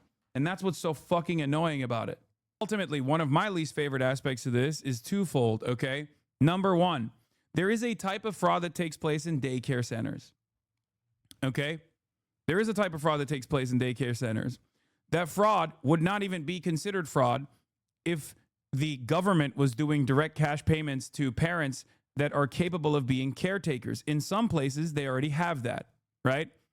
In some places, the local government will literally give money to people who can be caretakers for their family members. There are probably people in this chat that take care of their parents or they take care of their children, and they get a subsidy for it. Okay, so the thing that these guys are saying is fraud is the claim that there is a public-private partnership here, and there are no children being taken care of. Like the money that the government is spending is actually not going to child care whatsoever, right? It is going to child care still. It's just oftentimes going to child care for family members that actually do have children, that are actually taking care of their children, but it's funded through the daycare system. It's funded through the child care system. And that's the unfortunate reality, right? But they see that as kickbacks. They see that as like a fraudulent way to do business. And in some ways, it is a fraudulent way to do business, which is precisely the reason why the appropriate measure here is supposed to have two different funding vehicles. One for subsidies for people who are eligible for caretaking positions at their own homes, and then the other is not a private-public partnership, but public child care facilities run by the local government. Do you understand? This is something that what's his face from the Public Policy Institute. What's the dude's name? I'm forgetting. The guy that writes a lot of great policy papers. His wife is a Catholic leftist. Brunig. Yes. Thank you, Chatter. Matt Brunig has written about this quite a bit. Okay. Matt Brunig has written about this quite extensively. Thomas Massey, the fraud in Minneapolis is insane and should be prosecuted. But I have questions. When did it become federal government's role to provide daycare? Can grandmas get payments if they care for grandkids? Why not? Do moms who work at home or on a farm qualify for this assistance, right? And then Matthew Zaitlin posted the Matt Brunig photo. Much of this fraud clearly would not occur if there were a home child care benefit. What you have are home caregivers who are eligible for child care subsidies, but only if they use center-based care. So they pretend to do that so the center can get reimbursement and then split it. Okay? Notably, Mamdani's child care plan includes a home child care benefit option. Some very smart policy people in that campaign. So this is some of the fraud that they're talking about. Obviously, Republicans are too stupid to identify this. They're too stupid to recognize what's going on. But part of the conversation actually revolves around this. When people go, why are there no children here? There are most likely children there. You didn't even prove that there weren't children there. But the reality of the matter is, if there are daycare facilities where the head count is actually inconsistent from day to day, they might be doing kickbacks, which they caught in 2014 a child care facility doing, which basically was an indirect subsidy to home caregivers who actually qualify for home caregiving. And in normal circumstances, if there was smart policy being written here, then it would just be a direct subsidy to the home caregiver. Okay? But what is this? But the argument Mike Drew What is making, what is this? What's happening here? There's a lot of efficiency at reasonable scale. Paying an underemployed mom $50K a year cost. Watching go over to a group of 5 kids seems like a great deal for everyone. Just make it. Isn't this basically the same thing as paying people who make their own coffee at home rather than going to coffee shops? If we subsidize coffee shops, just want to understand the proposal. So very young children have to be cared for 24/7, including during the workday. The question is, should the cost of that be allocated to their parents, either pay for childcare or forego work, or to the society with childcare subsidies and home care benefits? Within the American welfare state, the answer has been allocated all to their parents, except subsidize some low-income parents who use childcare services. The Universalist SOCDEM vision says allocate it to society, give all the parents choice of free childcare or home care benefit. But the argument Mike Drew What is making is that the cost per unit of childcare, so to speak, is lower for centers because instead of paying $10K to care for 1 child or 2 children, you're paying $10K to care for 5 to a dozen or so children in daycare. You can't pay someone $10,000 to watch 5 kids for a year. That would be illegal. But to your actual point, you can set the home care benefit to be equal to the per child compensation of a center-based child care worker. That's how I would do it in my family fun pack proposal, says Matt Brunig. Do you guys understand? Does the class understand the point here? If there was a dual benefit structure where people who are eligible to stay at home and take care of their very young children that require 24/7 care, right, got subsidized by the government, and then people who did not have time to do that because there are plenty of families where both of the parents are working and need a facility to send their children to, were sending their children to a public care facility, right? There would be a lot of this inefficiency in the system would be destroyed. But that's a normal conversation around actual policy, right? When you actually add on the racialized component, when you talk about this is Somalis doing illegal theft of government funds and they're doing it Somali style and blah, blah, blah, all this shit, you don't get to have a serious conversation about what the best policy making would look like in this situation. The model of the government just buying services by giving out vouchers have been conclusively proven wrong. Just look at the state of California or the housing market in general. We need government-owned and provided services. No, I agree. I think the best possible way to do it would be a government-owned public service across the board. That would take up the majority, the overwhelming majority of the funds. And for parents who actually, it's not an anti-socialist perspective. This is not just to simply say it's vouchers. I mean, both Marx and Engels extensively talked about childcare and necessary labor that happens in the home that is oftentimes not looked at as serious labor, right? So the chatter's point about vouchers is a bit different when you are directly giving parents stipends so they do not have to work. You're not just subsidizing demand, then you're basically giving them unemployment insurance to be a parent. So the best education system in the world is in Finland because they ban private schools charging tuition. And by aiming for equity in schooling, they actually achieved excellence. The truly great students from every background thrive. I agree when it comes to schooling. I especially agree when it comes to schooling. Schooling is, I think, a little bit different than child care for very young children. I think the best pathway going forward is always going to be, a government-owned, no public-private partnership that actually is a leaky faucet for subsidies and actually opens up an opportunity for tremendous welfare fraud in the way that these guys talk about, or subsidy fraud. But instead, have it be government-owned, not dissimilar to, pre-K through 12th grade education that is supposed to be public across the board. I think we're all in agreement that the public-private partnership is riddled with fraud. In any case, that's the reason. But you're kind of seeing this with the same principle here, right? You're seeing it with the PPP loans, right? We know that PPP loans were fraudulent. We know that hundreds of billions of dollars went to people, and the conditions were that they would have loans that they would have to pay off with like very low interest rates. They had loans that they had to pay off with very low interest rates. But if they actually had to pay them, if they actually were caught not engaging in disbursement for all of their employees, because once again, We don't have any federally governed structure where everyone can get paid, even though we kind of do. The Social Security system works in that way, and we don't.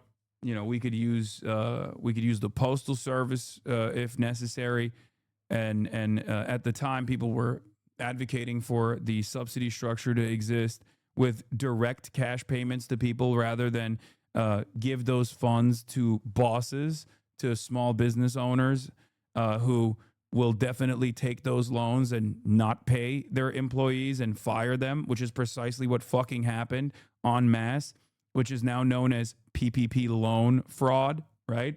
Even though no one was actually persecuted, the government has actually turned around and said, we're going to look after only the Somali business owners that engaged in the PPP loan fraud, which is fucking insane. Okay? Yes, prosecute the Somalis who did it. Okay? Prosecute the Somalis who did it, for sure. But prosecute everybody who did it. What the fuck are we doing?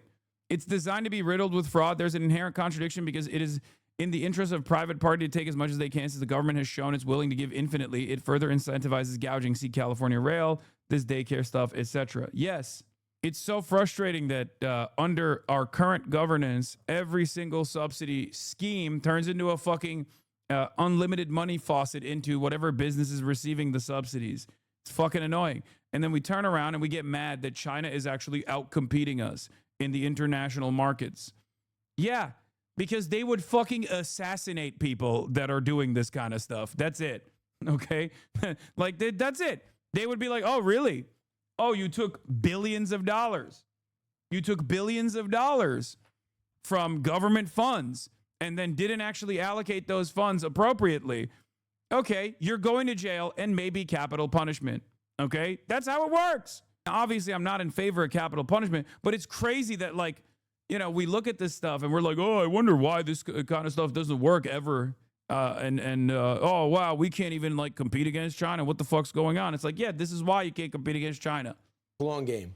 We spend years cracking down on fraudsters. It's a serious issue, but this has been his plan all along. He's politicizing the issue to defund programs that help Minnesotans. Really? So this has been his plan all along.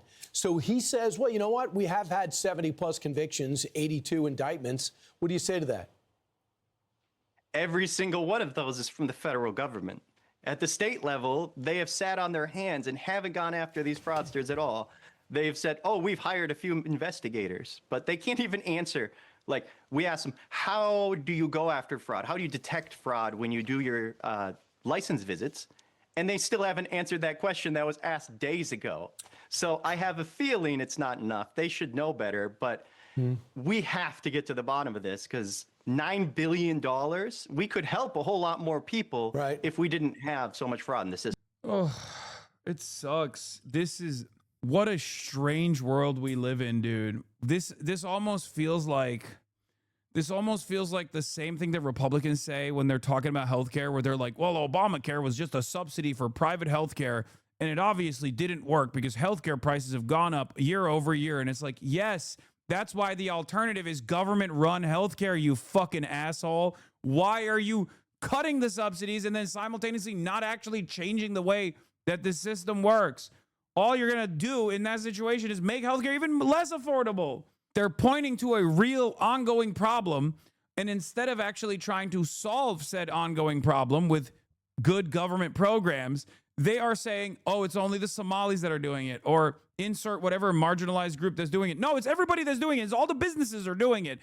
Tackle the problem. Prosecute and arrest every single person that is doing this. I don't give a shit if they're Somali or if they are Italian or if they're Greek or if they're of Jewish background. I don't give a shit, okay? Everyone that is engaged in PPP loan fraud should be prosecuted. What the fuck are we doing? The issue here is when they hyper-focus on this in order to craft a racialized argument, in order to craft a racialized narrative, a lot of dumb fucks just go, oh, I guess it was just the Somalis that are doing this, huh? It seems like it's like a exclusively Somali thing. It's like, no, motherfucker, your boss probably did it too. Dude gives off so much actually energy. Me? Oh. Conservative Hassan was not in the bingo cards. You think this is conservatism? Yes, dude, I'm so conservative because I want business owners who are defrauding the government for funds that they're milking so they fucking put it directly back into their goddamn pockets should be punished. If you think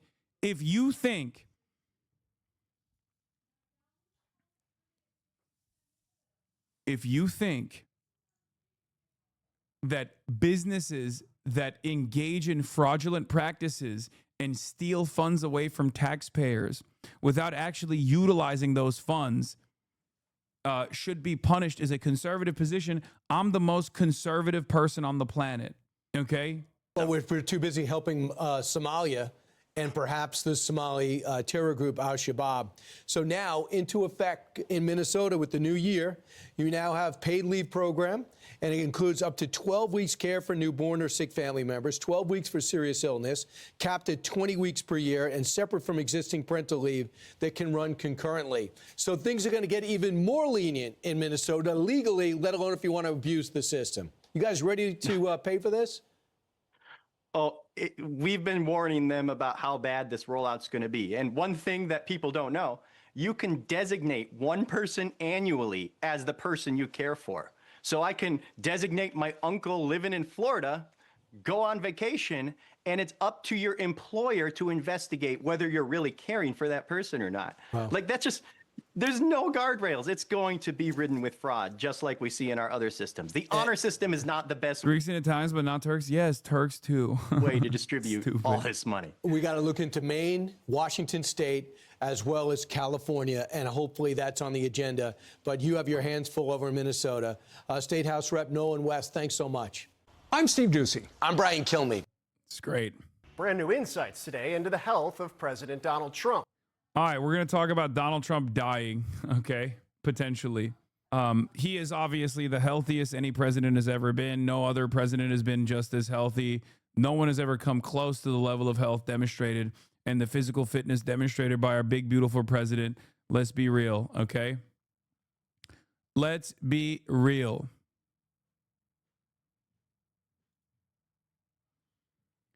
Oh, also, before I move on to the president's health, I did want to show this maximum cope position. Asmongold will not debate Hasanabi or Destiny. Asmongold believes they're both trying to force him to platform their bad faith opinions. My bad faith opinion is I think all fraud is bad, and I think the government, the right-wing government currently, is just hyper-focusing on all Somalis, specifically so that you forget that everyone is engaging in fraud and they're never going to actually fucking tackle fraud at all. And that's it. I like that he's doing, I can't platform him. Everyone who disagrees with me now, everybody that disagrees with me now believes that they're entitled. Well, I don't agree with what you're saying. So first of all, I don't think I'm entitled to a platform at all. It's just that you do talk about me every single day. And obviously, you platform me every single day. The problem here is you want to control how you platform my opinions. That's the issue. It's dishonesty. You want to frame every single thing that I say in a way that is palatable to your audience because you're actually afraid that if they were to hear my true perspective, they would probably agree with it. That's the issue. And I said that as well. The moment Asmongold talks to anyone who's read a single book is the moment he'll look like an absolute buffoon. This is why he'll keep farming drama rather than talk to a single person who disagrees with him. That's it. That's it. He's being a pussy. Yeah.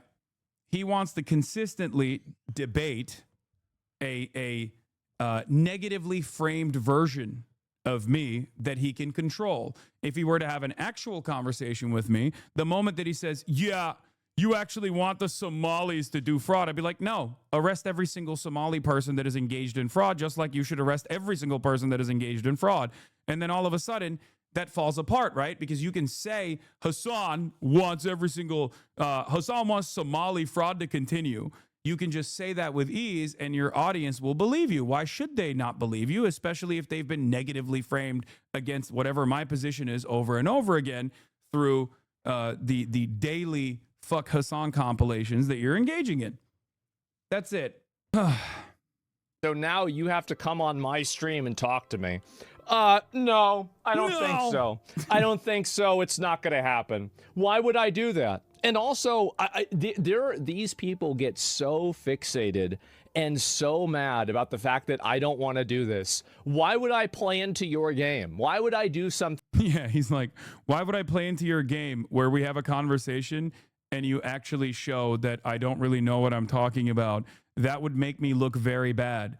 I would rather keep framing whatever you're saying in a totally ridiculous and totally negative way to my audience that is desperate to hear negative perspectives on total team boundaries, right? Because this is team sports. Asmongold is in the right team. Hasan is in the wrong team, right? And he has no credibility whatsoever. He hasn't really done any serious reading on any of this stuff. He hasn't done any serious thinking on any of this stuff. So obviously, if anyone scratched the surface of his fucking surface level argumentation here, that's simply rehashing whatever fucking talking points that are popping off on his subreddit or popping off on Twitter, all of a sudden, a lot of people that are in his audience are going to, a lot of people in his audience are going to go, wait, maybe Asmongold doesn't know what the fuck he's talking about. Yeah. That's it. Because every single time that Asmongold and I have had conversations, right, back in the day, he looked like a fucking toddler.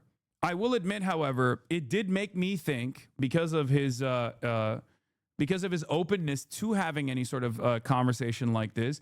I falsely was also duped. I was duped into thinking that maybe he is open-minded, maybe he's just like a little misguided or whatever. I did not think that he was just straightforward grifting to this degree. I think now it's a little different. Yeah, I used to praise him for being somewhat open-minded. Thing that you want me to do. Why wouldn't I just keep doing the thing that I want to do? Both these guys use the same excuses to avoid me, avoiding each other, then call each other out, using excuses to avoid each other while avoiding me will never not be hilarious. I know. And for people like Destiny. Yeah, I think there is you were an Asmongold fan? No. I wouldn't say I was an Asmongold fan, but you know, I saw him as a peer that I disagreed with. And I did not think that he was anywhere near as I mean, he wasn't as harmful as he is now. Like there is nothing that you can compare this to. I mean, it's hard to compare Asmongold in the past to Asmongold now. You'll say, oh, well, I saw him say this thing back in the day, and that obviously made me understand that he was right-wing or whatever, but like he never tuned it up to this degree. You guys are crazy, I think, if you think that Asmongold was doing this level of racialized, insane agitative propaganda at the behest of the Republican Party on a daily basis, like a partisan hack. He was not. He has definitely tuned up the rhetoric tremendously. Maybe he believed some of these things already, and maybe he was too shy to openly admit it. But nowadays, he's going full-blown, full tilt. I'm sure this is very disappointing that, you know, Destiny watched a YouTube video of me that he disagreed with, and so now I'm obligated to have to go and argue with him on his stream. I don't think that's the case, for the record. I don't think that you have to offer people a platform just because they demand it. I think that's silly. I'm not even saying you have to give me a platform, but notice how he's framing it that way because he has to make this seem as though this is a silly request, right? He has to, once again, control the narrative for his audience, and that's precisely what he's doing here. And he has to still present a show of strength in a moment where he's very clearly insecure about his lack of knowledge on any particular subject matter. Like, the situation here is he would much rather frame things in a negative way for his audience and keep saying, oh, Hasan is very stupid, Hasan is very dumb, don't listen to him over and over again, and instead of like actually entertaining the arguments that I'm presenting, right? If he had any issues with platforming, right, and he's talking like a woke SJW here with the whole, I'm not going to platform people, right? These are dangerous ideas that I'm platforming, and the dangerous ideas that I have are what? Fucking, we should investigate and prosecute all instances of fraud in this country. Very dangerous. And we shouldn't rely on random dumbfuck YouTubers claiming that there's no children inside of a daycare facility, and the only evidence they present is just knocking on the door of a child care facility. That's ridiculous. The reason the reason why he doesn't want to do this is because he is afraid. He's afraid that he's going to look silly about it. No, I don't think so. No. No, I didn't. I never agreed to these rules. It's not going to happen. So the more you tweet about it and complain about it and everything else, go ahead, do it. And if you do it on stream, I'm going to get another video out of it. The last Destiny video did really, really well.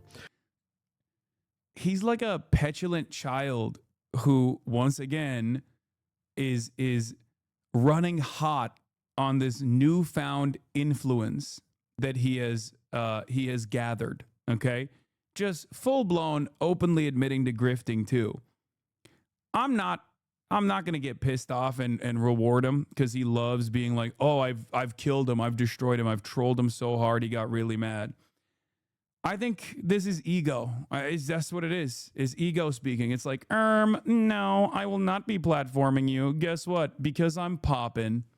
Okay, look, I've been here. I've been doing this for 10 plus years at this point. Okay, there's always going to be highs and lows, brother.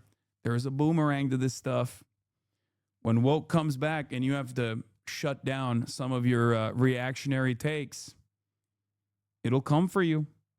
When you start noticing your audience hemorrhaging and have to pivot on other issues, it'll come for you. I've been through the highs and lows and maintained a consistent worldview through it all. That's the big difference. That's the big difference between someone like myself and many of these guys who they're tourists. I'll use a term that anime fans understand. You know how there's like anime tourists or whatever? These guys are politics tourists, okay? They don't have a serious worldview that they've thought about. They don't have a vision for a better future. They're just simply responding to audience feedback. The moment that Asmongold goes back to playing video games and talking about titties in video games or whatever the fuck he was doing before he started doing this pro-Trump shit is the moment that you know the grift is over, at least for this political commentary side of things. So if we can get another one, I will. Well, this is what their strategy is, right? Is that they want to constantly go and, they want to effectively... Also, Destiny saying this stuff is really funny. One, because he's banned, and two, because he's utterly irrelevant. Like, let's be real. He's like, oh, why won't anybody talk to me? I don't know, man. Maybe because you got, active court cases that you're dealing with where investigators have found out that you tried to procure child sexual abuse material, I feel like for me, there's a little bit of a, there's a better argument here, which for the record, I don't think Asmongold will talk to Destiny either. I don't think he'll talk to Destiny at all. And I do think that it would be productive overall if he even talked to Destiny. Let's be real. To be fair, I don't think that's the reason Asmon isn't talking to him. No, the reason why Asmongold is not talking to Destiny or myself is the same exact reason. Okay? It's the same exact reason. He doesn't want to have this conversation because he is genuinely terrified. Like, actually terrified. He can try to present this as like I'm actually coming at this from the perspective of like, I don't want to platform people or whatever. But yeah, it's because he's unqualified. And it's fine to be unqualified. I wouldn't give a shit if he wasn't spreading such hateful narratives and actually misdirecting his audience. Examples that I've used in the past, obviously, revolve around the Mahmoud Khalil incident, right? When Mahmoud Khalil was apprehended, detained, and was slated to be deported, I said there is no legal basis to do this. Asmongold farmed that incident and kept claiming over and over again, yeah, it's going to happen. Yeah, it's going to happen. I said, you're wrong. This is a First Amendment violation, clear cut through and through. If the administration actually followed through on this would be a severe violation of the First Amendment. And he was wrong. That's just one example. There are a million examples of this every single day, right? That's all it is. He doesn't want to look silly. He doesn't want to look like he's wrong. And that's why he'd rather talk about me to his audience instead of talking to me, where his audience can make up their own minds.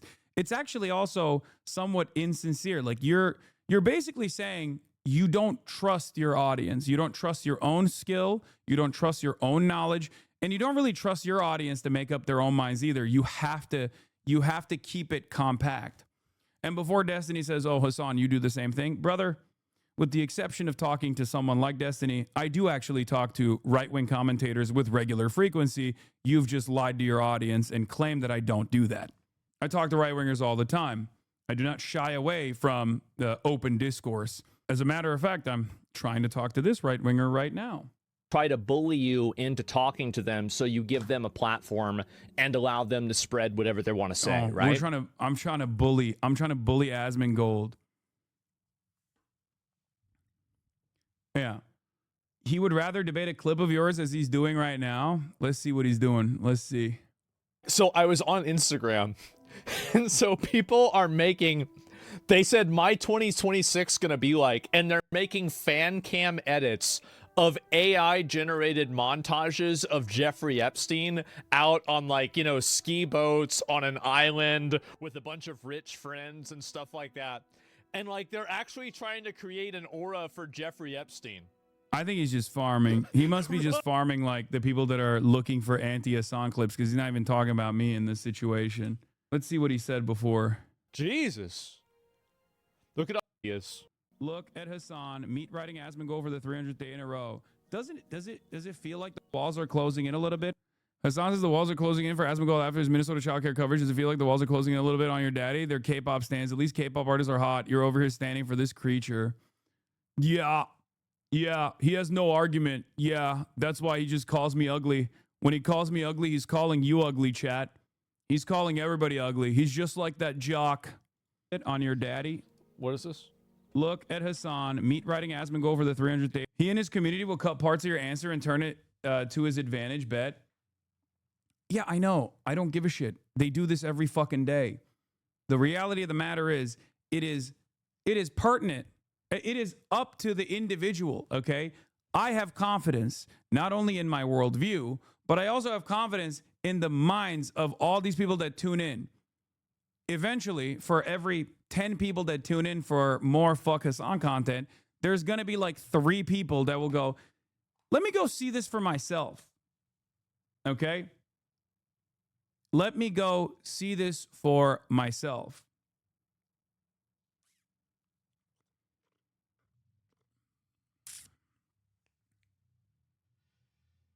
Calling it now, he's going to go full cry bully and point to you being bigger and stronger than him and try to turn it into you intimidating him. What? No. I think he's just going to say he has no argument. Yeah, base. Does it feel like the walls are closing in a little bit on your daddy? On a, is that right? A person that you consider to be this idealistic intellectual? Is that why you guys keep coming in here and crying? Is that what it is? That there is like maybe a fraction of the scrutiny on the shit that he says on a daily basis? Yes. And all of a sudden now it's like, oh, you guys, why are you paying attention to him? I don't know. Why are you so scared? What is he talking about? I mean, once again, if Asmongold wasn't scared, instead of trying to consistently debate clips of me that are framed in a particular way, okay, he would talk to me directly. He has the capacity, right? He follows me on Twitter. I follow him back. He can hit me up on Discord. But instead, he'll just keep going, oh, I'm just farming drama. I'm just farming you. Get farmed, idiot. That's right. It's really pissing you off, I bet. It's not. This is not the first time that I've had insane haters. Please stop playing into it. Asmon is the most competent enemy you have had because he knows the most important skill, streaming. You can't play this game, man. He needs to be discovered by mainstream media and dug out before anything happens. He can do this all day. No. I mean, Chatter's not wrong. Asmongold is a good streamer. That's why he was one of the biggest fucking streamers before he started doing this politics grift. Okay? Ultimately, if you're confident in your stance 100% and you call me stupid like he did, okay, you have to treat Asmongold like a lolcow. Every time someone tries to farm him, he ignores them. I mean, this isn't even a farming operation. I think we're going tit for tat here. I try to stick to actual politics. I try to stick to the actual political output here. He's the one who can't actually talk about my positions. So he either has to bastardize it to his audience and have no pushback, obviously, in this circumstance because it's a fucking clip, right? Because the clip can't dunk on him, right? But at the end of the day, the reason why I talk about this kind of stuff is, and this is silly. This is like, this is devoid of actual politics. Like this back and forth happening here with him reacting to a clip of mine is utterly devoid of politics. I want to talk about the policies. I want to talk about the politics. He wants to turn this into drama over and over again. Okay?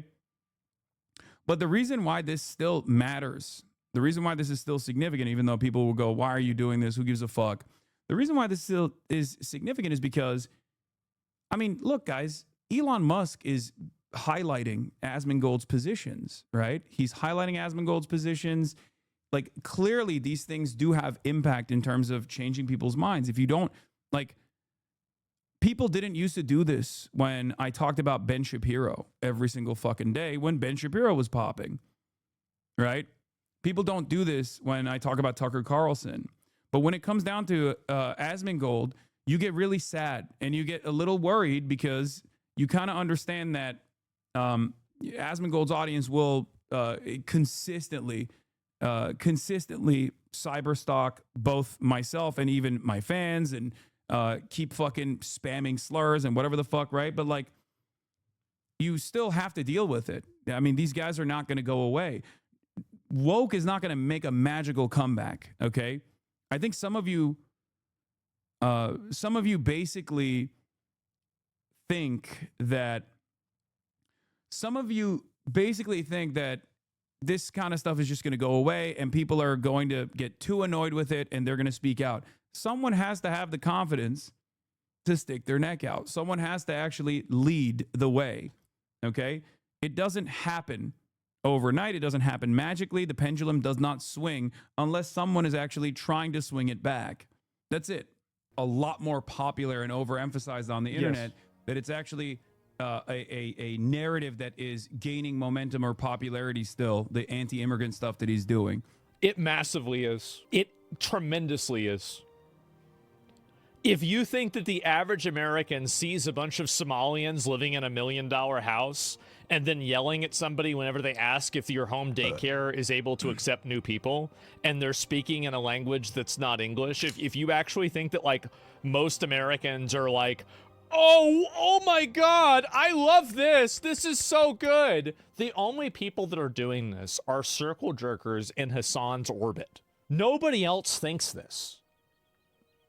Go to Walmart and you show this. It's just explain what's going on here. And they'll be like, oh, what the fuck? What do you mean they're getting free childcare? Well, I got to pay for that every day. Gee. Did he watch the same clip as us? No, that's the reason why. That's the reason why he can craft a narrative from his hug box. Okay? My point is, if the average American looks at someone like myself and looks at someone like Asmongold, who is the average American going to think is like more coherent in their worldview? Or is a more credible actor, for example, a more credible political actor, for example? Like, what pops off on the internet is not necessarily what is consistent with mainstream perspectives. Okay? Oh my God, Asmon, sadly. Sure, guys. I think a lot of you are also Twitch watchers, and that's part of the reason why you have this ridiculous opinion. There's a reason why anytime I fucking have guests on and I show them like even a fraction of a fucking Asmongold clip, they're shocked. They're horrified, not only by the things he's saying, okay, but also just the way he carries himself and the way he presents himself.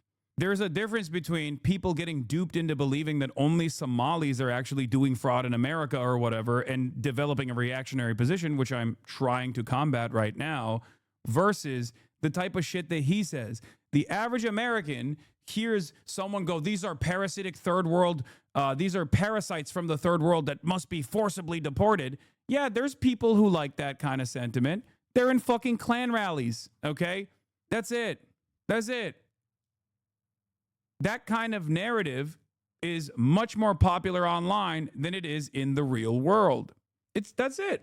Most offline people think he is a grotesque. You're saying you mog him? I mean, yes, I am saying that. It is true. I am. I'm both I'm brain maxing I'm brain mogging him and also looks maxing and look mogging him too. The problem is whenever I say stuff like that, half jokingly, people get really up in their feelings because they're like, well, I look and think like Asmongold, so I guess you're saying that about me too. And they get really fucking hurt. They get up in their fifis. Let's see what Asmongold's doing now.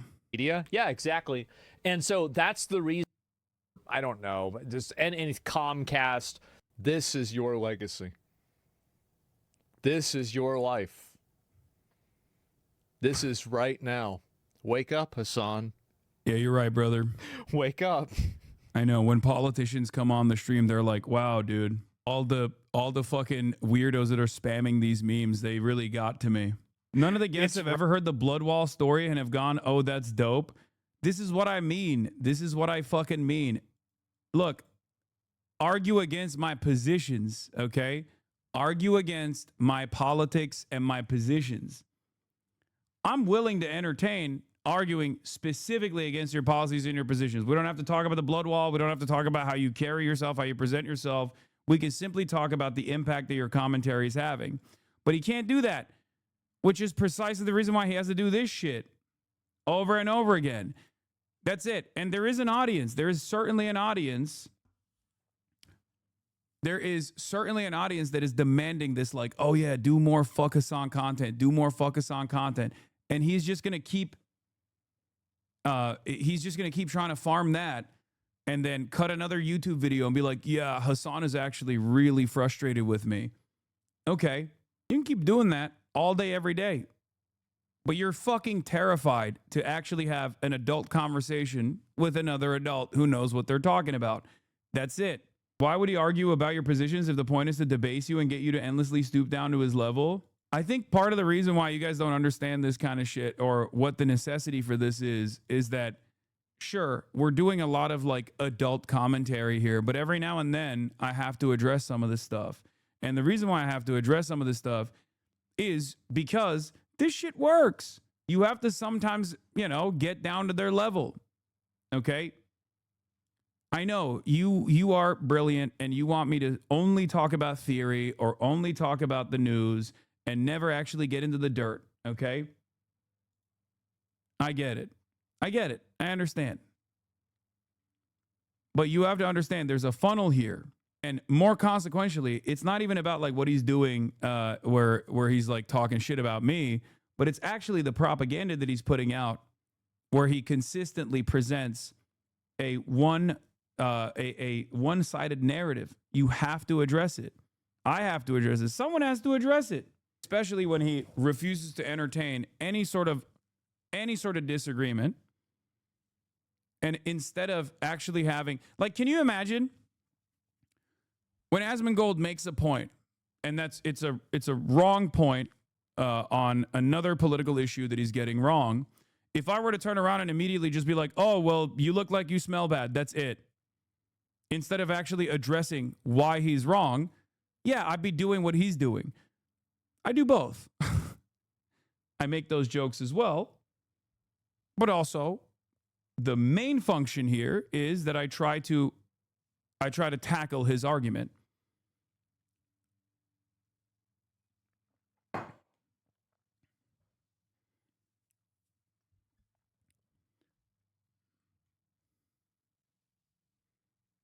There are no more, like, why are you, you don't understand what the morals and virtues are. Never let somebody tell you what their values are.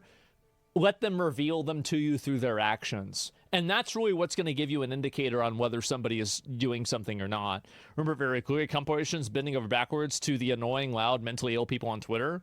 I was asking it even back in the late 2000s when it started. Exactly. And so I'm a GE welder, and they had a meeting with us warning us to be careful what we said on social media. Yeah, exactly. And so that's the reason why you had woke. Woke was not a cultural phenomenon. Woke was forced on you by billion-dollar corporations in order to make you compliant with their worldviews. Because here's also the issue, is that all of the woke worldviews actually indirectly help these companies. Things like, being able to make classes of people that are non-criticizable. Like if you can just leverage and say any trans person or any black person you're criticizing, you're being transphobic or racist against, then all a company has to do is put a trans person or a black person. Yes, famously, people actually hire trans people exclusively so that they are devoid of scrutiny, so that people, who could forget when DuPont was dumping toxic pollutants in the fucking water? They were like, oh, we'll just hire a trans person on the board and everything will go away. That shit is so stupid. These guys cry when you make fun of white men and then talk about classes of people you can't shit on. It's so stupid. The truth here is that companies were doing DEI initiatives partially because they wanted to market themselves as tolerant at a time when, yes, people were a lot more tolerant and woke was popping, okay? For sure. It's something that I also criticized all the time, specifically like, Target Pride Month merchandise or things like that. Or not criticized, but just like joked about, right? Because you can do that without actually being a hateful fucking douchebag. Woke is real because capitalism, Hassan. Are you dumb? What? Out there, and you can't criticize the company. See, you never think about people. Yeah. Never think about no one ever criticizes companies when there are trans people working there. Famously, like one of the number one criticisms of fucking Lockheed Martin is immediately destroyed because Lockheed Martin is actually very woke and very gay, right? If that was the case, there wouldn't be an entire genre of criticism of companies, specifically around pink washing, specifically around rainbow capitalism. And not just companies either. Israel does this shit all the time. We actually dunk on Israel doing this shit all the time. It's so fucking stupid.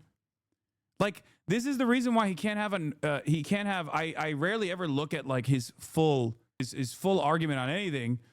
And I'm realizing this is precisely the reason why he's terrified of having a normal conversation with me, because I'd be like, what the fuck are you talking about? Technologies as tools and weapons. They only think about it as a principle, but it's whenever you create this ideology and then you weaponize it and you're able to use it to your advantage, that's whenever you're really going to come out ahead.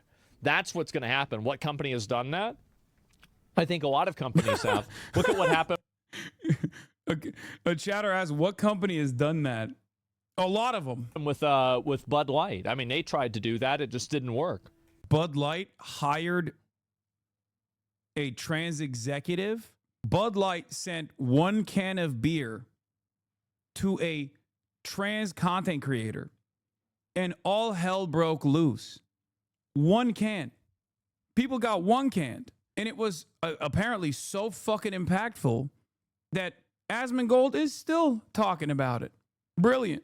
Star Wars is another great example. Yeah. American capitalism. American capitalism has created an environment where corporations get to basically destroy the environment, do whatever the fuck they want. And then as long as they hire one trans person, everything is forgiven because you can't criticize anybody if they have a trans person working there. And then the two immediate arguments he gives is one instance where Bud Light sent one fucking can of beer to Dylan Mulvaney, a trans TikToker, and everyone was shooting cans of Bud Light because they lost their fucking minds. And Star Wars. You really gotta be dumber than dirt to believe right-wing shit, dude. But unfortunately, the way things work currently is, people are dumber than dirt. Another good example is The Witcher. Let me think. Besides that, Lockheed Martin, I don't know about that. So, yeah. Lockheed Martin, you don't know about that. According to the Human Rights Watch, or is it Human Rights Council? One of the two.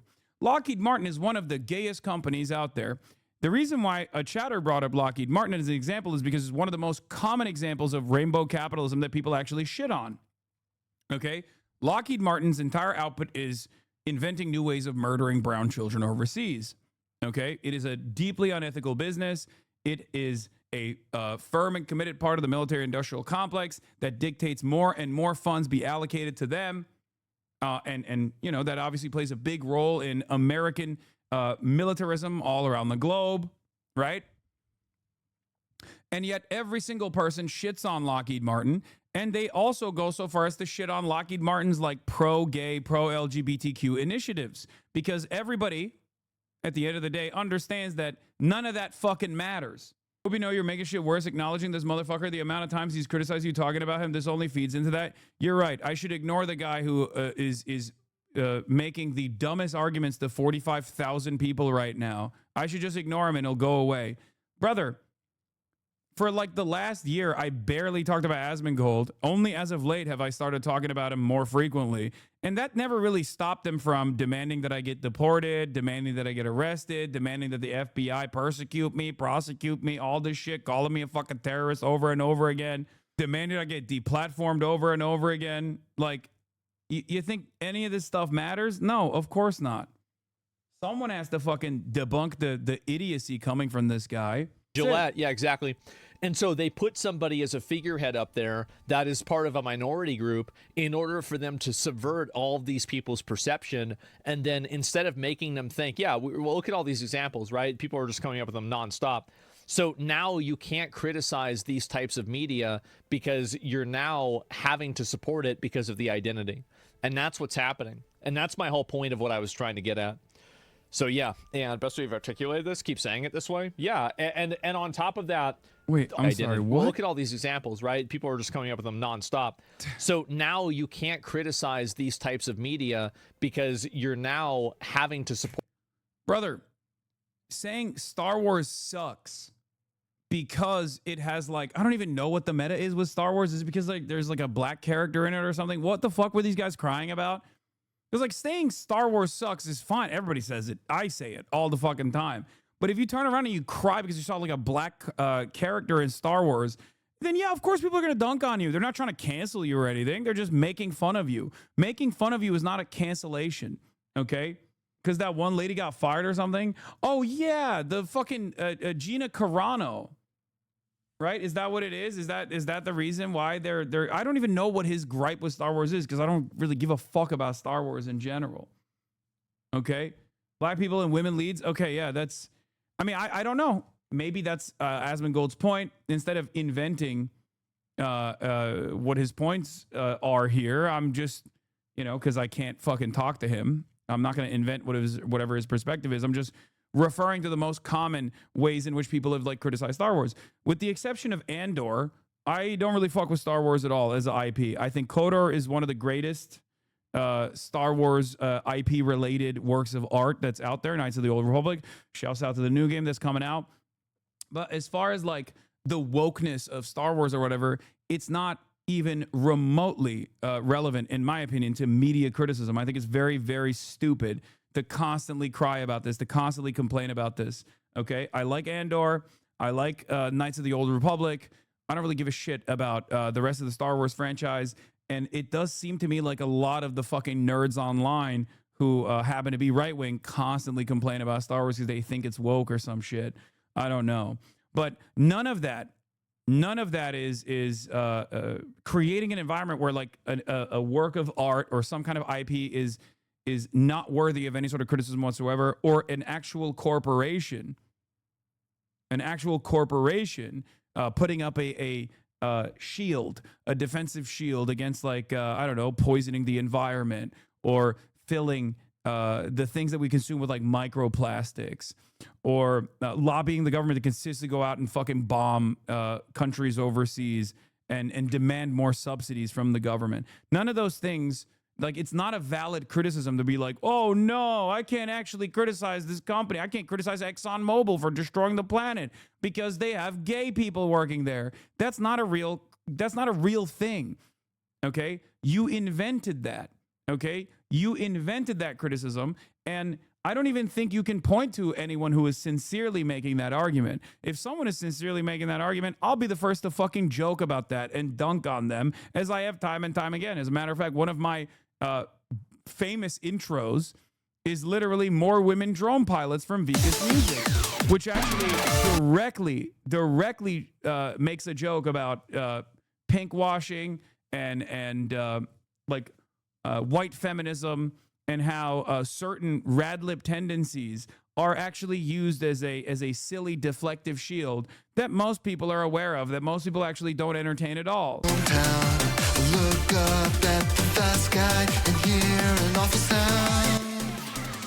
Four hellfire missiles in the sky. I watch my life flash before my eyes. But at least there's one huge plus. We know that the bomber was a gay woman, drone pilot, hashtag girl boss. So it didn't work with Bud Light, and then being like, you can't criticize them, but it didn't work. Or this example where it also didn't work, like the amount of cognitive dissonance. Exactly. Like, people understand this shit. At least leftists understand this shit. I don't even think Democrats even lean into this stuff anyway. And I'm obviously very critical of the Democrats regardless. It because of the identity. And that's what's happening. And that's my whole point of what I was trying to get at. So yeah, and best way you've articulated this, keep saying it this way. Yeah, and on top of that, also, like, who do you think bringing in a bunch of immigrants actually helps? Do you think that that actually helps American citizens? Of course it doesn't help American citizens. But you know who it does help? It helps big business. It helps big business. Elaborate on that. This is it. This is the question. Bringing in immigrants into the country, or we're not even like shipping in immigrants in most circumstances. It's just like immigrants are coming into the country, right? Because there's still more opportunity here as opposed to the places of origin, the nations of origin, where immigrants are coming from that we have oftentimes destroyed, right?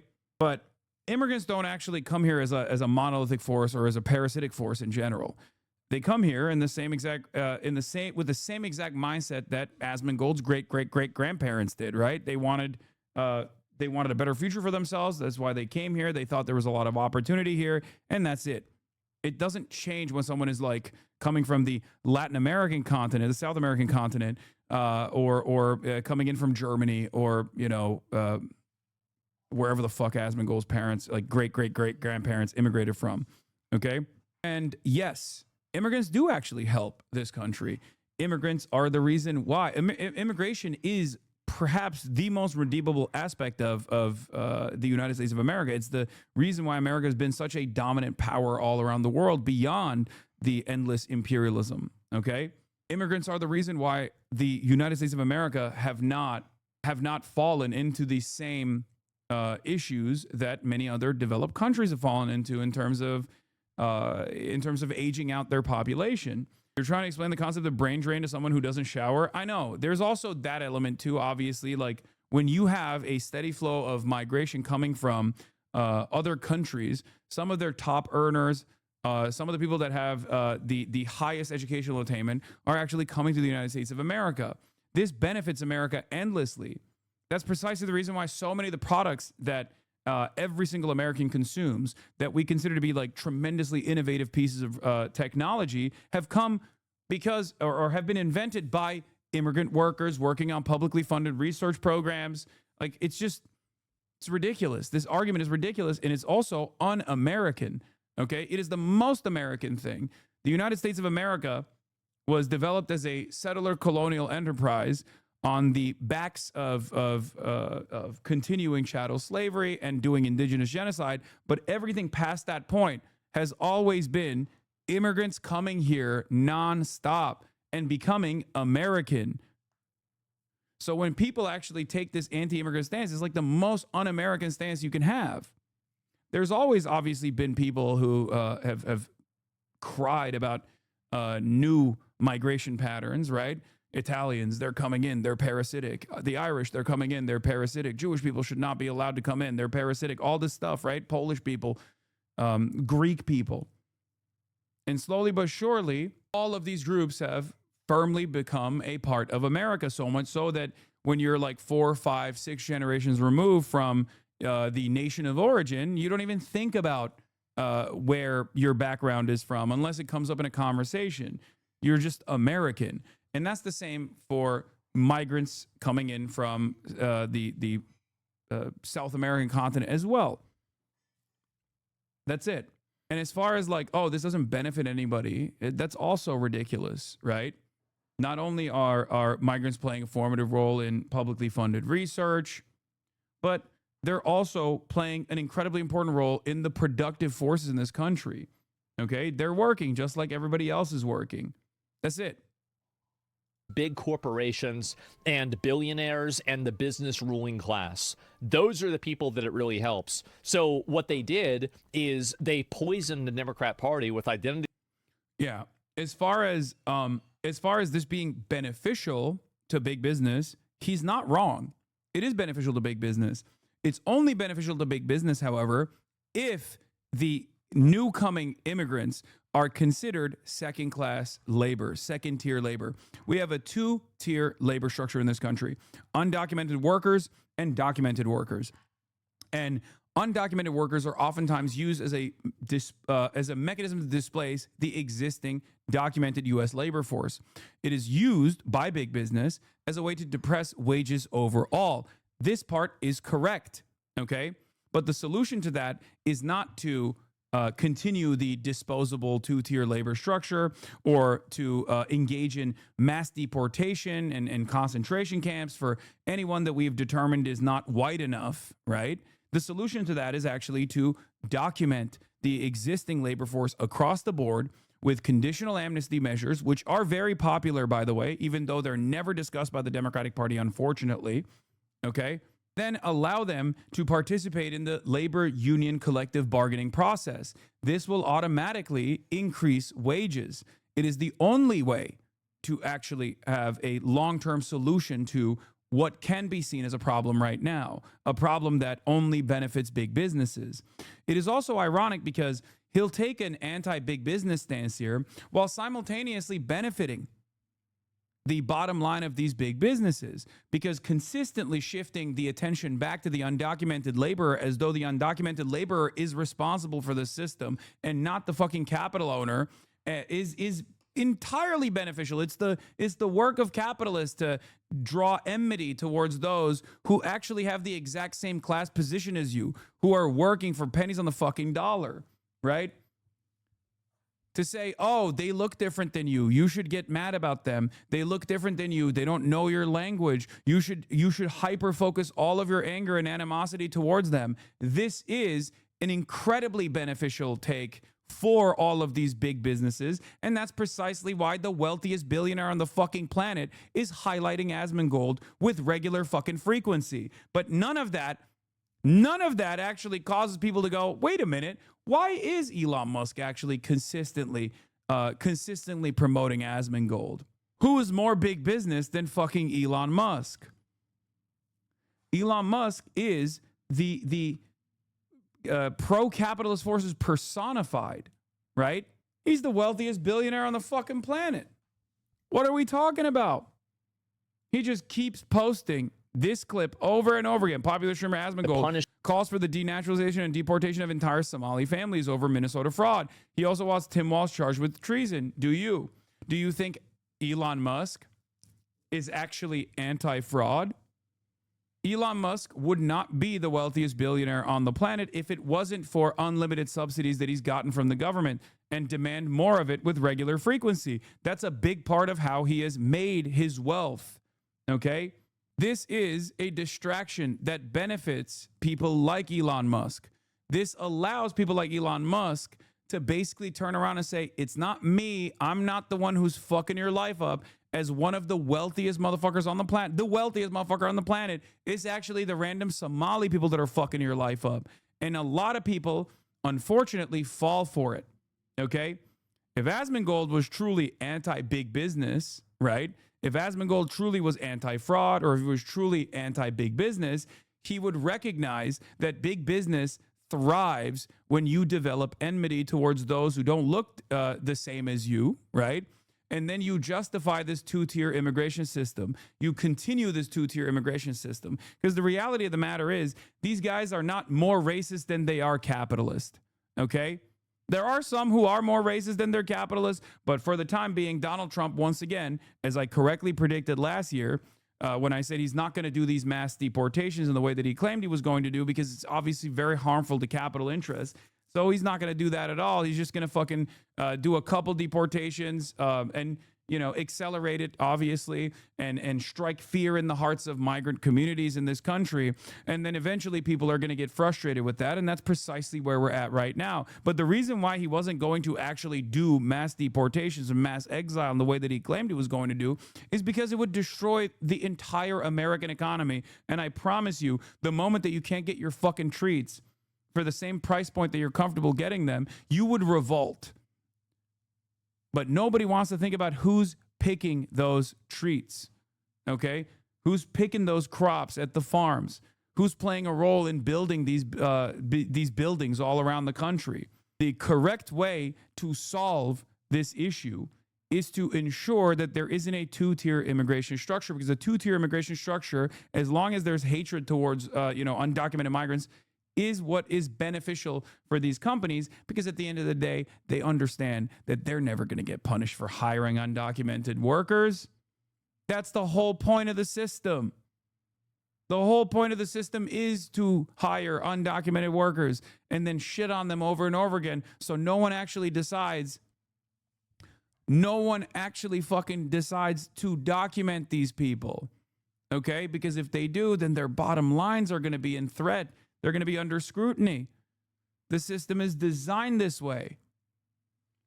That's why I get very frustrated with people who do this fake populist bullshit, okay? People who do this fake populist bullshit while simultaneously leaning into the propaganda that billionaires and millionaires and capitalists are actually leaning into as aggressively as possible. Anytime you think the real problem is just another person, your neighbor. And in the case of the Somali migrants that we're talking about, they're all American citizens. 60% of them are natural-born U.S. citizens. 90% overall are naturalized and natural-born U.S. citizens, so they have American citizenship. When you actually put the beat on those guys and say, nope, these guys are all bad, you're doing the bidding of the likes of Elon Musk, and that's precisely the reason why they love this shit, and they pump it all day, every day. Any moment spent thinking that other people in this country, undocumented migrants in this country, or documented migrants of a different background than yours, is actually causing you harm, any moment that you spend on that silly ass fucking notion and not realize that it is actually the real power players here, people like Elon Musk, billionaires, millionaires, and big corporations that are actually dominating your lives, is a moment that you're defending them. Then it is war. 300K likes. Breaking, Somali TikToker threatens Elon Musk's life. I wouldn't worry too much about him. He about to die. Protect Elon Musk at all costs. Then it is war. This is like a fucking random TikToker, man. You're the wealthiest person on the fucking planet. What do you mean this is war? Is there a reason we don't think that people like Asmold is being paid by capital to push this shit?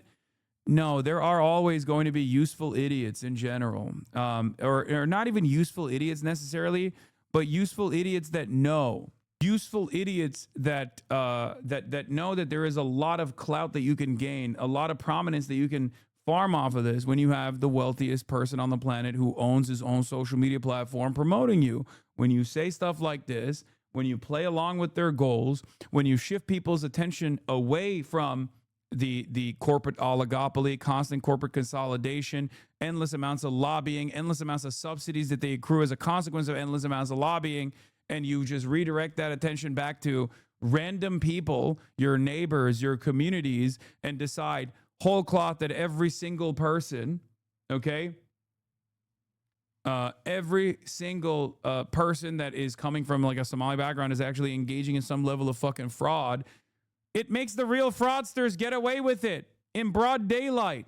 The biggest fraudster of all time is Elon Musk. Any moment that you spend not shitting on people like Elon Musk is a moment where people like Elon Musk get away with it. So you can keep saying, oh, I hate big corporations, and engage in this fake populism, this empty populism, or as I like to call it, sloppyism, right? But every moment that you do that, while simultaneously shifting the anxieties and the anger and resentment people feel towards, entire whole swaths of the population that have been living here for decades at this point, right, is a moment where Elon Musk gets to keep stealing. It's the LBJ quote that you can slam in here every single time. Not LeBron James, of course. I'm talking about LBJ the president, okay? If you can convince the lowest white man that he is better than the best colored man, he won't notice you're picking his pocket. Hell, give him somebody to look down on, and he'll empty his pockets for you. That's it. That's it. That's what's going on. All of this other stuff is just culture war. Yeah, the enemy is the 1%. It's the billionaires versus the rest of us. MAGA keeps distracting us with culture wars as they drink all of our milkshake. And that's precisely what's happening here, okay? America's 15 richest billionaires got $1 trillion richer as the affordability crisis became a top concern in 2025. And you're out here fucking complaining. You're out here complaining. You think like the Somalis are the top 1%. This is how it's been. And the more you focus on undocumented migrants that are stealing our jobs and also stealing our welfare, the more you lean into this dumb shit, okay? The more you hyper focus on this element of fraud and not fraud being tackled in its entirety, which would require us to take a closer look at these guys as well, because they are the biggest fraudsters, right? Any moment that you're hyper focusing on that, you're doing their bidding. I cannot believe it. I cannot believe how successful this commentary actually is. And it's so successful that people literally do it even in this chat. Well, they'll go, oh, you're talking about billionaires and millionaires. Aren't you a millionaire? Like, it's so fucking stupid. There it is. Politics, and then they subverted identity politics and distorted it into allowing in a bunch of unskilled laborers, and now we're paying for it. Identity politics is not about like defending unskilled laborers, brother. What the fuck? Oh my God. Unskilled laborers too. Oh my God. Unskilled labor is bullshit, okay? These people play an incredibly important role in the productive forces. It's necessary labor, okay? Like, it's additionally funny for a fucking Twitch streamer to say this, you know? This is the ultimate says you moment. Bitch, what kind of skill do you have? At least I recognize that I'm not actually a part of the productive forces engaging in socially necessary labor here. I'm a Twitch streamer. It's crazy to me to have the audacity to say this kind of stuff. That's how it happened. And if I don't know why people don't understand. I think that people don't want to admit that they got, but people have been got. They totally got. They slowly boiled us? Yeah, I mean, that's what I think has happened. Anyway, what's this? Guys, the owner's son just said that his lawyer said that they're not allowed to talk to us. Oh.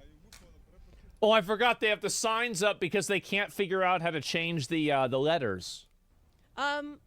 This is the property of the restaurant, right? Uh-huh. Is this property of the daycare or the restaurant? Let me turn this up a little bit. Yeah, but yesterday I got some takeout from Albee Kitchen, and so I'm allowed to be here because this is Close the kitchen's door. parking lot. Yeah. But I ordered some food from Albee Kitchen, and this is the kitchen's. I just noticed. Do you know what's not in this video at all?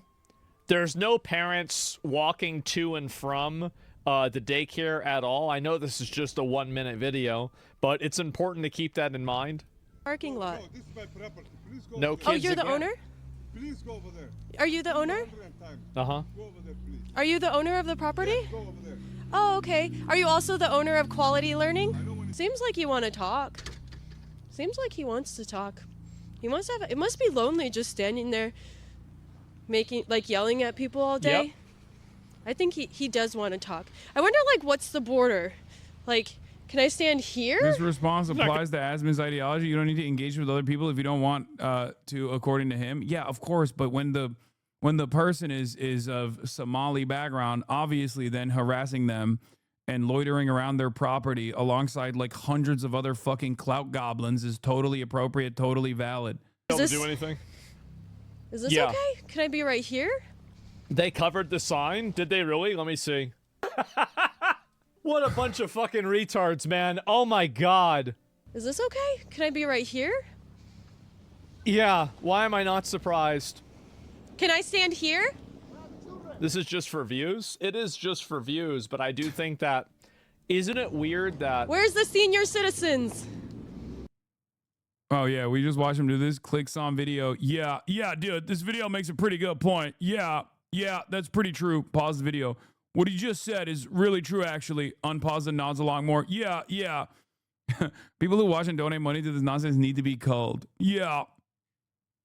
He does often have a tendency to just be like, oh, I'm laughing along with everybody actually about this thing. It's so funny. Yeah, based. And also, I don't feel bad for these guys. I really don't. You shouldn't have been scamming. And now you have all Americans everywhere coming in here trying to figure out what's actually going on. Dog, if they are scamming, let the actual investigators conduct a investigation. What the fuck? This is not how this goes, man. This is not how anything goes. This is just pure fucking anarchy. What are we doing on here? The sign was fixed a few days ago. It actually says Learning Center now. Well, Trump pardoning the guy guilty of billions in Medicare fraud. This is fine, but little girl speaking, no hell no. response for this at all. That's crazy. Wow. That's sad. Really. Is you got people like this. You just ask a simple question. You can't even answer the question. Oh, okay, he typed something. What do you type? I hear a lot about this girl in the immigrant community. I guess you're worried about the fraud from Trump has ever conducted himself. No, now you're changing what you're saying. When did I ever say that I was okay, or that the guy pardoning him is fine? Like, what do you think that I think about that? It's a simple question. Yeah. Like you're talking about some other shit. I asked you a simple question. Why can't you just answer the question? Oh no, you're getting people. You're getting wait. When did I ever say that? Wait. You're gonna put words in my mouth and get mad at him. I mean, like, oh shit, you don't like it when other people do this to you. Damn. This is professionally what you do to me. You want to demonize an immigrant community when you lose sight of the real issues in this country? Yeah, because they're scamming us. That's what's happening. I mean, are they not scamming? How much time and emphasis has Asmongold placed on criticizing Big Daddy Trump, pardoning all these fucking fraudsters? No, it's not changing shit around. It's paying attention to real problems. So let me get this straight. You don't think that it's a real problem that you have an entire community in an area that's defrauding the government for billions of dollars? You don't think that's a problem? Type in chat. He claims you're a mod. No, I can't. I got banned in his chat. Look. Oh, really? Wait. They unbanned me. That, like, I'm a VIP now. They unbanned me, I guess. I was banned until like recently. Of their country. I used to be a mod. I untimed him out. And it's okay. He unbanned me and then VIP'd me, it seems. I mean, doesn't that seem odd? He's arguing with the optics of your opinion, not the opinion. Yeah, I don't give a shit about, like, oh wow, it's an immigrant community. I don't give a shit about that. Why would I care about that? They're scamming. I like that it's now all Somalis and other specific people doing the fraud. Interesting. I mean, it's always been the case. That's always been what it is. When someone actually directly asks that question, though, he'll be like, oh well, you know, I'm just talking about the people who are doing it. I'm just talking about the people who I'm suspecting of doing it. Okay. But that's what it is. What do you think I would want to do with them? Jail? No. Fraud in any capacity is bad, but to shine a light on a community that's a little drop in a bucket compared to the actual fraud going on Tether is misled because people like you in the media pick up attack these different communities. So is it bad or so it's bad? Okay, everybody thinks it's bad when fraud is happening, whether it's a Somali American doing it or a white American doing it. Your hyper focus and your priorities and the way that you talk about it, obviously makes it seem as though you feel the entire Somali American community is responsible for this fraud. And it's a misdirection. It's a distraction away from the fraudsters in the admin. Huge problem with these Somalian daycares and healthcare centers scamming money from the Minnesota government. Do you think this is happening? I mean, if he's getting dunked on by chatters, of course he's not going to try to fucking have a conversation with me. No, do you think it's happening? Why don't you go after the real fraud? I have many times. I've talked about it many times. Really? You're jousting with windmills. You're arguing with something that didn't happen. Do you think it's happening or not in Minnesota? Yeah. This is so here's what's going on, okay?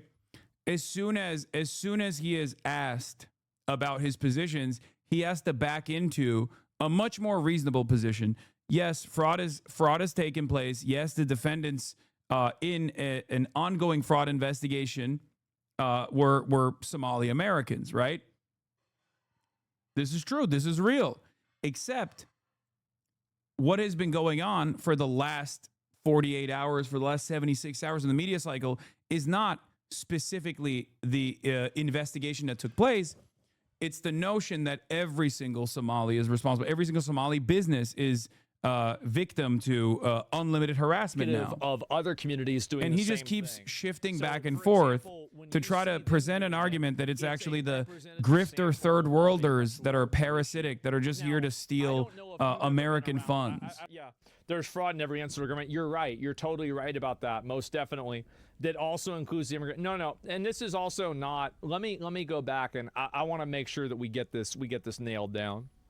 Do you think that there is a very clear instance of a lot of these Somalian-owned daycares and businesses that are defrauding Minnesota? This is a yes or no question. Do you think that You this don't is know happening that. or not? There is currently, as it stands, no evidence has been presented beyond just going and knocking on their doors and screaming to see the children. Expensive a year. How long is Somali fraud in comparison to federal benefits you put out annually? A lot. And I bet if you go after that fraud, you're going to find more of it.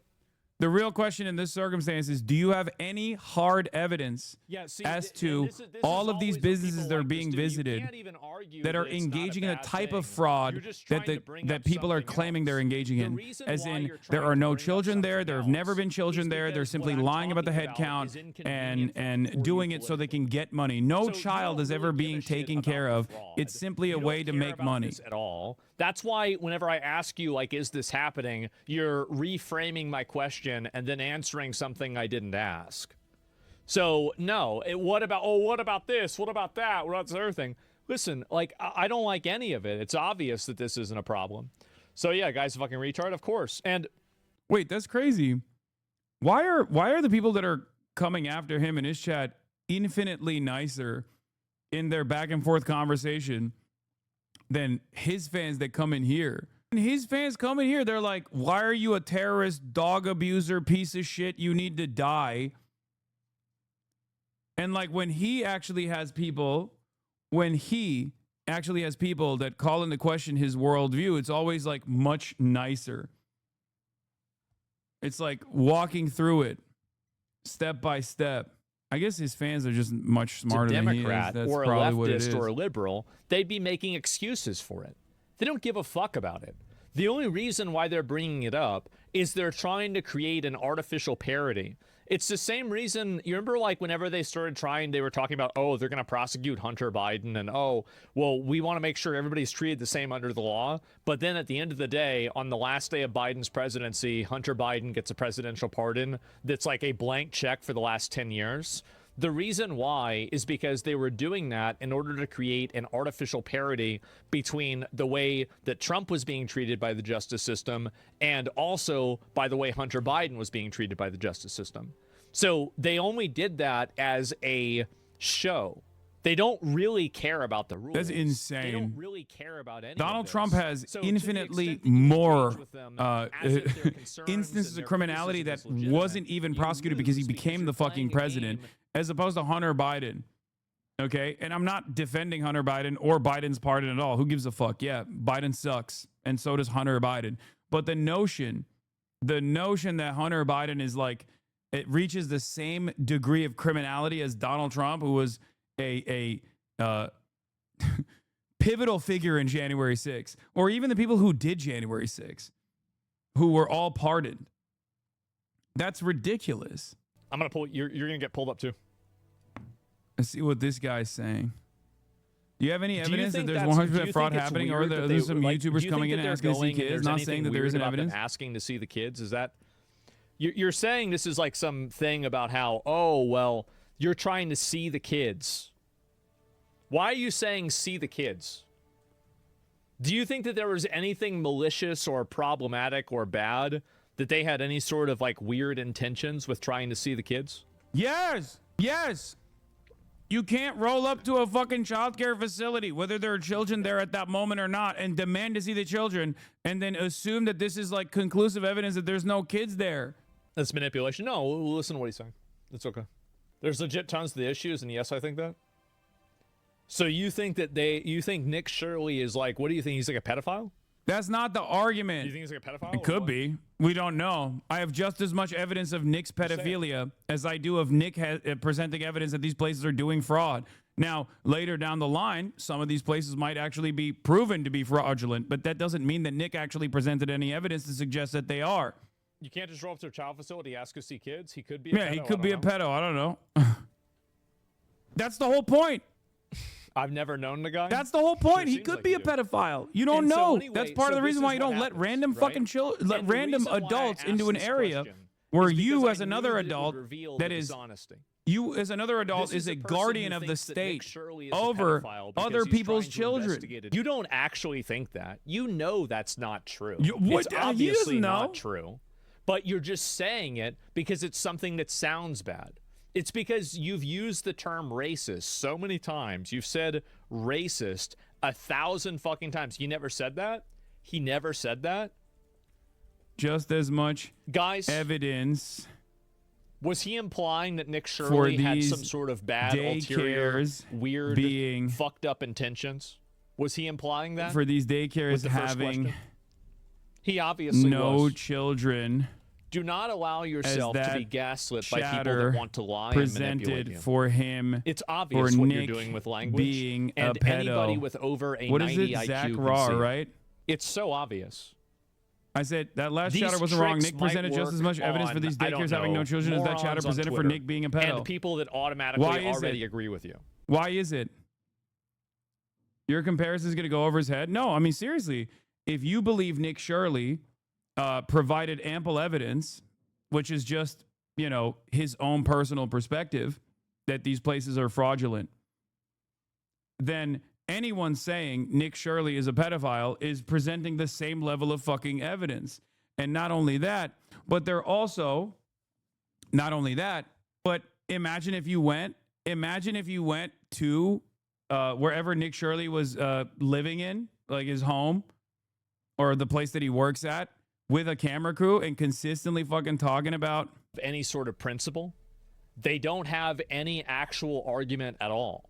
All they're trying to do is create weird insinuations and other misrepresentations in order to push an agenda that is supposedly trying to make people not think what's obviously in front of them. His chat It's is noticing deflection. I'm They're in there, deflecting but these he doesn't want to imaginary notice accusations. it. This is a 23-year-old Mormon, and you have a bunch of weirdos like that on Twitter that are trying to paint him out as a pedophile.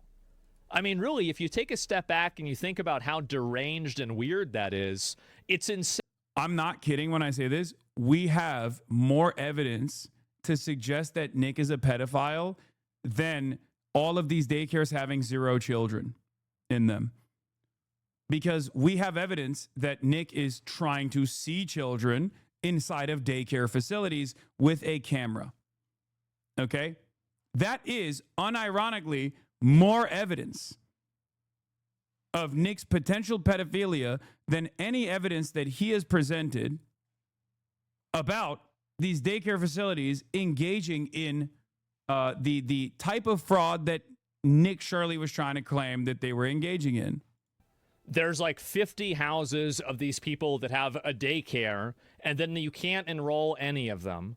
You're going in, and these people do not even speak English in a lot of cases. The phone number goes to the government office. Let's see here. Oh, the amount of kids there is not even 1/4 of what their occupancy is. And you add in all of these things together. Please, you don't have to die on this hill. It's so obviously fraud. Any rational, reasonable person knows that it's fraud. It is. I don't know what else to say. Give me 1 second. I use the bathroom. Actually, You don't know what else to say because you don't have an argument. Excuse me. I'm saying you That's a don't have bogey, any man. evidence It's obviously for the any of reason that. I'm why, not like, I mean, against I that don't being know the why case. Nick Hassan never gets presented so any of that. hyperfixated on Once again, defending these fraudulent communities. Like Hassan and I have a lot of common ground with things like public education, free health care, all of these other things. Like he and I agree on all of these things. but you're constantly simping for these toxic, parasitic immigrant communities that are coming over here trying to defraud us. Like, you really, I mean, like, somebody broke into the building and they just happened to steal all of the documentation. Like, I mean, how can you even for 1 second believe that that's not an immediate fucking scam? Like, see, this is what I mean. He doesn't know. He doesn't know how this process works. Thinking like he doesn't know how this process works. He thinks that that documentation is the only way to conclusively prove that there is like fraud happening there or not, implying that that documentation was actually stolen by the business owner himself. Once again, the government has access to every single person and every single child's information. That's not the only form of evidence that the government has. The reality of the matter is, if they wanted to prosecute that place, as I'm sure they will, being dishonest, right? yeah, it's They'll so obvious. investigate the I mean, what about the fact theft that they were took place. investigated again? Your place gets broken into, and then they happen to steal all the records. I'm sorry, but if you think that's anything besides fraud, do you think that you those have records are the departed only from way reality. to Please stop investigate doing this. this I place? also want universal health care. Do you I realize also how want to have any a degree of better these treatment for everybody. programs work? I also want to expand social systems, but we Once can't again, do that in not- America if you keep Once importing again, people not that are net saying negatives this and isn't scammers. the case. You can't do it. You can just have mass you are migration of simply third-worlders, speculating. or you can have robust social systems. Choose. Now, in my opinion, Do you the think world that those I wanna records are the live only in way to investigate is this the place? world Do you with the realize robust how social any of these systems programs work? for Once again, not America. saying this isn't the case. You are simply speculating. If you don't like that, too bad. So anyway, listen, let me go back down and look at a few more of these. Worked in 20 years in law enforcement. Never in my years have I come across a case where they break in and just steal documents. It's obvious. It's obvious. Like, but there's no evidence. There's no evidence. Like, do you think they're going to just come out and say, I'm scamming? Update Like, for what do you CNN think law is gonna enforcement. happen? Child care centers at You the have center to of Nick look at the Shirley's video different were operating as situation, expected when and visited you by have to look at investigators. all The the Minnesota different Department of points in Children, it Youth, and Family and say, said hey, children were listen, present on all sites all except these for one. things That don't site add up. was not yet open. The agency gathered evidence and initiated further The answer- review, okay, noting the I'll investigation list- into 4 I'll read senators one were more, okay? ongoing. The report by Minneapolis DCYF Hassan said. has been reduced to being a chatter. Do you think the records are only way to investigate the place you realize any of the programs work? Once again, I'm not saying this case. You're just simply speculating. Okay. The government has access to the information of every single parent, and not only every single parent, but also What do you government think the has probability is access that these to the info of all children and their parents' think the financial If you status. had to guess between 1 and 100. If you had to guess. What did he ask? I didn't even hear it. What did he say? Government access to all the info of the children and the parents' financial status? Exactly. The government's in on it. That's why they should be charged too as accomplices. What's the percentage? Wait, if he actually believes that, then wait, what do you mean? What's the percentage? Sorry. I read These something. places have What's the percentage? income qualifications. They can't Bro, their daycare is Get- their own house. subsidies. I know. Without the government looking at the parents' background. This would. What is this? Hassan, percentage of speculation? What is the question that he asked me? These places have income qualifications. They can't get subsidies without the government looking at the parents' background. We'll give it a little bit longer. What was the question he asked? We'll give it a little bit longer. But no, I think he does bring up a good point. The government does have access to this. That's why there has to be a federal investigation. I think that what's happening is that they're directing the federal government to not go after these people because they want to secure the votes from this community. I think that's what's happening. Why don't we talk then? Let's check with the chat first. I mean, I feel I'm like it's such a too simple question. boomer Right? What's the to probability of type it being a scam? fast. Why don't we talk then? No, I'm not. We're not going to. Oh my God, bro, you're in the chat. Can you stop? Are you worried? Oh my God. We agree. No. It's just a simple percentage. Stop begging. Jesus. No, really? I'm not going to debate. I'm not going to go and argue with you about this or whatever. Because again, if you look at all of the evidence presented and you of don't come to the feels conclusion like you that there is don't like a want 99% to chance dunk that this on is a me scam, easy you're style. lying. You're lying. You're obviously lying. It's so clear. Uh-oh, they're all saying he's a pussy now. It's not a debate. Yeah, Uh-oh. it's not a debate. That's why I asked about the percentage. What is the question that he asked me about the percentage? I didn't hear it. What was the question? I agree. Space. No, it's okay. It's he's a communist, right? Everybody gets their own space. What was the question about the percentage? He can't. It's against his beliefs. He answered. Speculate did he? on the It didn't probability of refresh. fraud? Let me see if it did. Kind of feels like you don't want to dunk on me easy style. No, I just don't like debating. I don't debate about video games. And again, you're going to try and do the strategy. Listen, Hassan, you are the Jake Paul of debates. You have no problem gassing yourself up, talking about how much you want to debate me or debate some other, as you like to call them, slop tuber. Watch. He's going to say But Destiny. whenever it comes time to debate Ben Shapiro on capitalism or debate Destiny, for some reason, you don't want really to have debate that Ben same Shapiro. attitude. So I don't really want to hear about, oh, yeah, I want to debate you. You're going to come in and be the big guy and everything like that. I did want to debate Ben Shapiro. You're being Barry the Weiss Jake Paul pulled of it very debates. publicly. I don't know why. I don't know why you're saying that. I did want to debate Ben Shapiro. Barry Weiss pulled it. Because they wanted to debate on something else. Oh! Barry You Weiss want to debate publicly on said Israel. I need Did to be you see- Here, let me ask him deplatformed. something.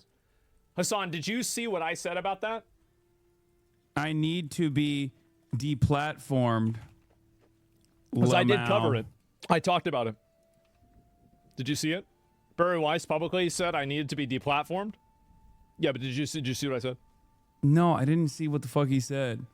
Again, he's only able to talk because he can at least control the narrative a little bit in this circumstance. But he can't control it if we're having a back and forth conversation. Even a couple statements I think immediately that, cause him to Hassan back away thinks from his that initial fraud's an claims, issue. right? I think And this fraud's is an the issue. reason why he wants to control the narrative. He wants to make sure that, like, at most, he will respond to me chatting in his chat. That this Okay? fraud is probably so much worse than you can even imagine. This fraud is insanely fucking bad. And I don't think that it's just with these daycares. I think it is with the entire fucking government, healthcare. It's with healthcare. It's with health and human services. It's with food stamps. It's with a welfare. byproduct of It's with tax write-offs. public, It is private, with fucking partnerships. everything. And if we had in my want opinion, it I all think that we are to spending be close to, if not combated. over, $1 trillion on timed fraud out? every single year. And if you What don't the believe fuck? me, timed out. What is this here? I think Minnesota fraud is abysmal, a byproduct of private partnerships. I want it all to be combated. spamming. Okay, good. Then that's fine. Great. Then we're on the same side. Hyper focusing Stop trying to on make this an argument about some bullshit. no claiming that Like, okay, great, good. third We're on the same world side. That's amazing. I'm happy. parasites Good. are the Already claiming watched that you third show world this. Which one is it? parasites It's not. are Is it coming other in content to do Oh, here we go. fraud. Yes, and I might look at this in a minute. But claiming that anyway, third world yes, parasites of are coming course in to the do fraud should be fraud investigated. is Absolutely the it should. issue All I I'm have saying is that with I think that it is your so much claim. worse than what people realize. Like, I grew up, I don't know really, Hassan like, is Hassan was in garbage, Turkey trash. for a while. I'm claiming that third world parasites are coming to do fraud is the issue I have with your claim. The Well, then maybe overwhelming they should stop doing majority of considered that? migrants Claiming just third world want parasites to are coming in to do fraud. exist and work alongside then maybe they should stop everyone doing it. else. There will always When be these people go and they fraudsters, advocate for racial, and they racial should ethnic voting, be jailed. they stay inside of their own community. They don't assimilate into America. That's they none of send this is money true. back home None of- to now he's just Somalia all- that funds this terrorism. is all just made up shit. And then on top of that, there will always be fraudsters. They should be jailed, of course. The overwhelming majority of migrants just want to exist and work alongside everyone else. Okay, You're great. Well, if you think that, then why are you trying to lump claiming in that and they- then take the, oh, geez, I'm debating with Hassan now. I just You're realized claiming you got they're me. coming You actually to got do me. fraud. Okay, I can't. You I said it was have like two no messages. evidence I've actually fucking Jesus fucking of Christ. Migrants Okay, coming to do one more, fraud. and then I'm gonna move on. Okay, you got baited. No, I've been baited. He did get me. So okay, all the migrants want to work alongside everybody else. That's great. That's lovely. That's amazing. That's really nice. So don't launder the good reputation of all those migrants that want to look good and work with everybody else and have no problems. Don't launder their reputation through these Somalian scammers. Don't do it, because I agree I'm not with you. doing You that. know I'm not You're the- anti-immigration. you're I'm the not only pro-migrant. one I think some people should be able to come over here for claiming sure, but it needs to be in the third best interest of world American citizens. And right now it's not. parasites When you have these people are come coming in and you're in to scamming the do system, they're getting these fraud. massive amounts of welfare. It's going to a private daycare in their own fucking house. They I have like a that massive he is, house. by the way, he It's is a just like huge working problem, his man. way up to just describing how racism works, People- right? How many people we could help that are Americans if we were able to take that money and give it to them? And I'm not saying I hate Somalians. I don't hate any of that. You know what I'm saying? Third world parasites coming to do fraud? Yeah, exactly, because they are. What else do you call it? 89% are on welfare. What the fuck is that? Why are we bringing people in just so we can give them welfare? We have people here that are on welfare. I drove by I was like on the They're highway. American citizens. I'm driving by on the highway. I see a homeless veteran on the highway. He's got a sign painted of the American flag. I've got to see this guy live on the street while they're living in a mansion. This isn't fair. And now I'm debating again. They're It's American not. citizens, number one. I don't even know if the 89 Listen, claim is correct or not, for the Stop record. defending the indefensible. What you guys are doing right now No. is the same as you were criticizing You're MAGA people for doing for Epstein. strawmanning my argument. Not everything has two sides. I'm not. You're strawmanning my In argument. the same way that I supported and I agreed with you with what you were saying with Epstein, I'm As not. I've You're said strawmanning my argument. on- Well, you're mad at the way that I'm saying it. I don't think it really I'm matters. not Personally, you want to say it really matters. I mad. don't really give a You shit. can see me The point is the typing. problem. I'm not even going to say that. I'm just Yes. going to say They're not no. healing anything you say, and you can't type and listen at the same time. Sure. And anyway, just stop debating. That's what he does. Just stop talking to him. Yes, his exactly. whole audience is like, stop So- debating him, stop debating him. I wonder why. No, I wonder why they're if upset. you go and you see any of this stuff, you go around in Austin or anything else, it is really, really bad. And I think that you're right that the Somali thing is not that big. It is the tip of the iceberg. Oh! It is not even the tip of the iceberg. It is the seagull on the tip of the iceberg. Oh, interesting. It is 'Cause massive. you've spent 76 It's in the hours military. just talking about third world it's parasites. in the IRS. It's Every in food stamps. moment It's in that everything. you spend implying And it shouldn't be defended that just because it's a bunch of immigrants people that are are migrants or immigrants or coming from any other in community. to do fraud. But to say that there is not a by problem with bringing in a pointing bunch of people that to are 89% on some sort of welfare, hyper-specific that's a problem. instance of fraud Listen. done by Somalis. It's fucking done fraud. in let's say If you in don't see, oh yeah, somebody Minnesota broke into the building is a and they moment stole all the documents. You're doing Elon's yeah, I wonder why. propaganda for him. Anyway, so yes.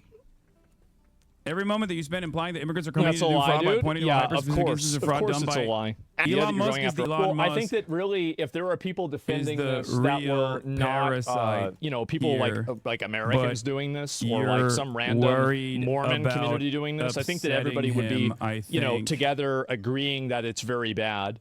But because it's a minority community that is an immigrant community, there are people that are just, He's not reading it, but Chad is. categorically defending them for that reason.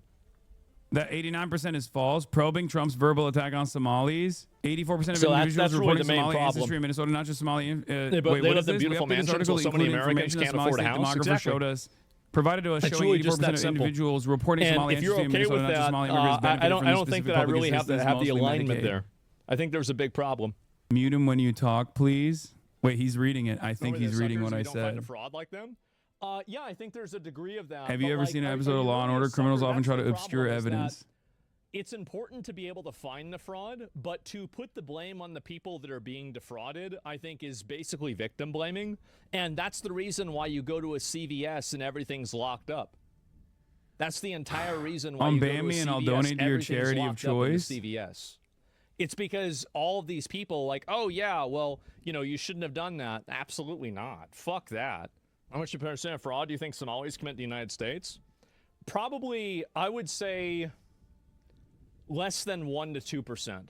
Maybe maybe a little bit higher than Not that. even. That's but crazy. Very, very like if you're asking like if it's a percentage, That's insane. A very, very low percent. I think that they are committing a very low percent. Now, per Bro capita, can't debate may loss be to a very Jewish high, comedian, H3, but Charlie Kirk or Ben collectively Shapiro it's would low. annihilate him. And Well, so can't the do the reason Charlie why- Kirk and one that's the anymore, thing, but right? definitely It's down like, to do so Ben why even Shapiro. defend it? You guys It's can keep obviously fantasizing bad. about it though. But this is the reason why I supported Doge. Like, I feel like government wasting Zach money Watcher is just a here, huge but I do problem think that it's everywhere. unfair that he can It's talk and you obviously a have to problem. type. Even if I disagree with you, he should talk to you. There we go. They're pissed off at Elon Musk because he saved free speech and investigated fraud with Doge. Well, they didn't even do enough of that. Yeah, come on, man. These people are not smart enough to pull this off alone. The government are the ones enabling the He's fraud. actively Yeah, so trying I think, to. and this He's is what's actively trying to happening, move right? away from So I reading think my this is comments part now. Of this is part of the reward structure. Is that the I government respect allows you this trying to get a fraud dialogue happen going. Asman has because shown to his audience he's a coward.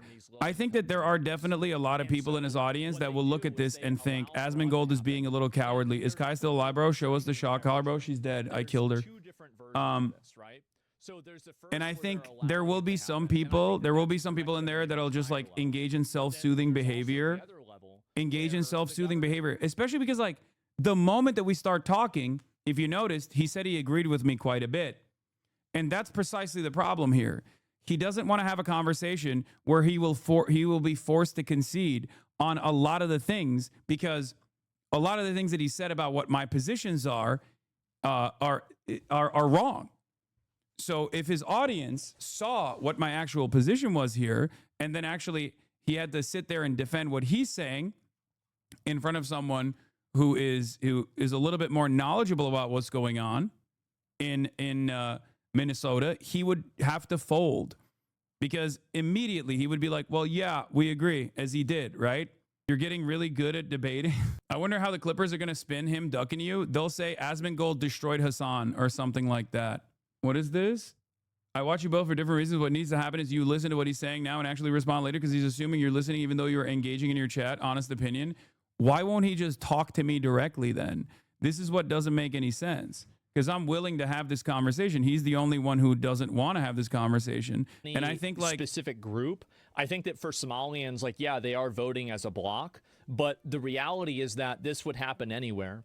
And I think that there is a unspoken rule kind of that keep the gravy going and we're going to keep voting for you. And it's ironically another version of Republicans cutting taxes for rich people and then rich people continuing to fund Republicans. So the problem really the thing is that like when one all of my these people worst are voting for qualities this as group, far as like the reason debating why or is whatever, because one of this my group worst is making qualities sure is and unironically that greasing the I'm wheels for very them to take advantage of the you know, system. I'm very conciliatory in my tone whenever I have this kind of and conversation with and I don't people, think even if people I even realize completely how big oppose they their actually worldview. So the irony is like So that's I what I wouldn't would be say. looking for easy dunks or anything like that. I just want to actively have genuinely, in the middle is like, getting fucked by both. people Yeah, yell at me exactly. all the time in my own Tyson community. If Foods you're in imports here workers to for the kill first time unions ever, and hires you'll know undocumented this, people but and helps them around the people law to actually hire them and come also to my work for them community all and yell at me all the time because I Walmart always try to used to fucking give engage people in good faith when I advice have these on sorts of how to conversations. sign up for And food I think that stamps like whenever they clip farming as a meta actually destroys any kind of good faith that could potentially happen. It makes it much easier. It makes it much easier to frame your opposition's argument as something that it actually isn't, right?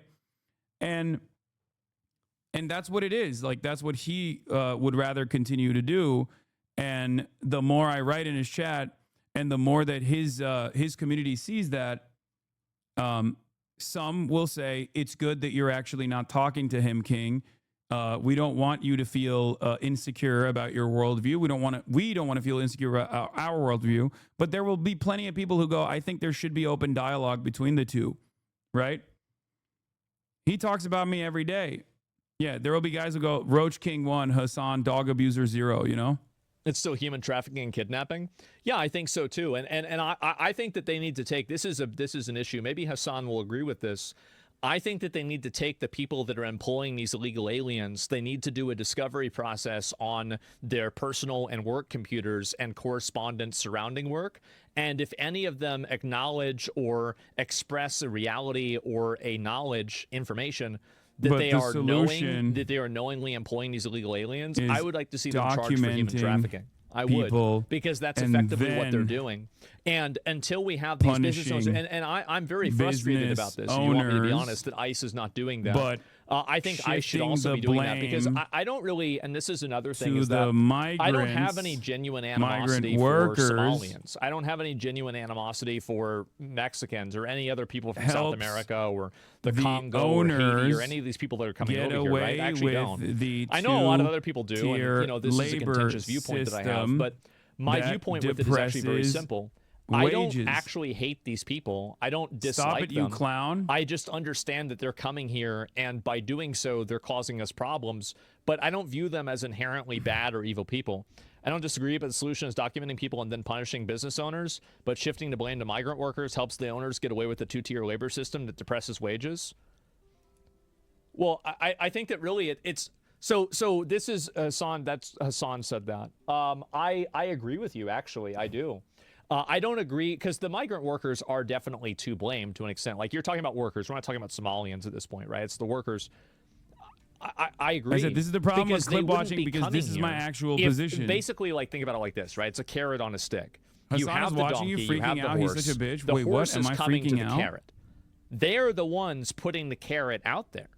They're the ones that are creating the incentive for all of these people to come and overrun America and depress down all of our What? wages. And then here's the other big problem, is that these people come here, they have a bunch of kids. I think blaming they also bring people sometimes their relatives. They're living off of the for government. wanting and a better effectively, especially life, through things. just like your Sorry, I read something. Especially through things that are like did when they came that here totally distracted is me. wrong. Like food stamps, for example, or education system. They do cost the helps taxpayer a lot of money. These illegal aliens do. billionaires And they don't do it keep this directly, but they do it current also through things broken like identity system theft, which is extremely alive. common. Like, it was a very, like, I even knew people that knew people. I'm not going to get into specifics here, who would regularly go down to, Hassan's been to Austin. It's like Riverside. It's like the other side of I-35, right?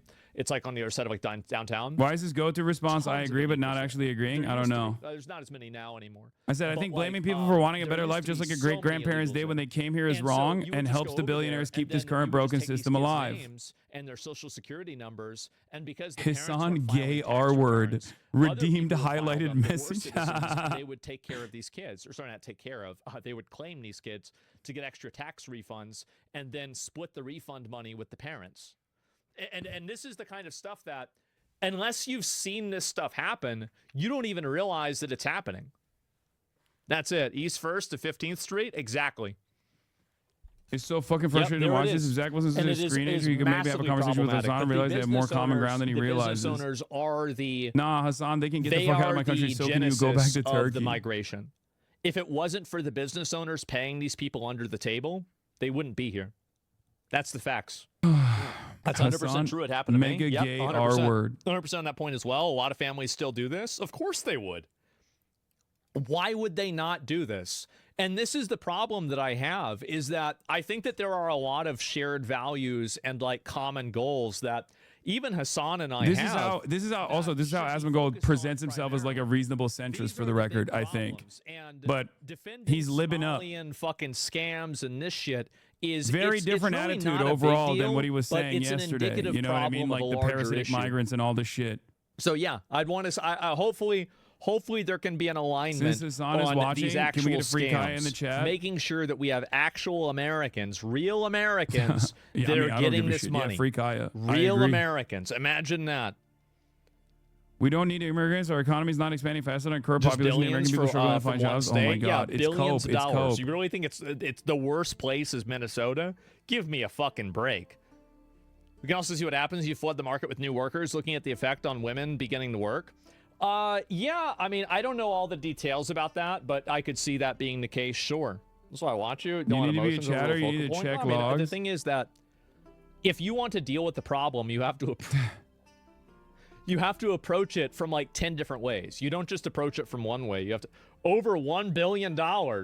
Those committing fraud in Minnesota will be caught and prosecuted to the fullest extent of the Tell law. him there are no real Americans, which I meant. He meant the Europeans. Yeah, I just As don't I said, understand. Like, if you if are Tim Walz doesn't anti-fraud, get as arrested, I am, You wouldn't be hyper focusing I am on the never fucking voting for never the Republican the entire until Somali somebody runs that community wants to do you that. are suspecting of doing fraud, implying that every single Somali person that's come here is actually a third worldist, like a third world parasite, simply here to steal funds. Okay, that's it.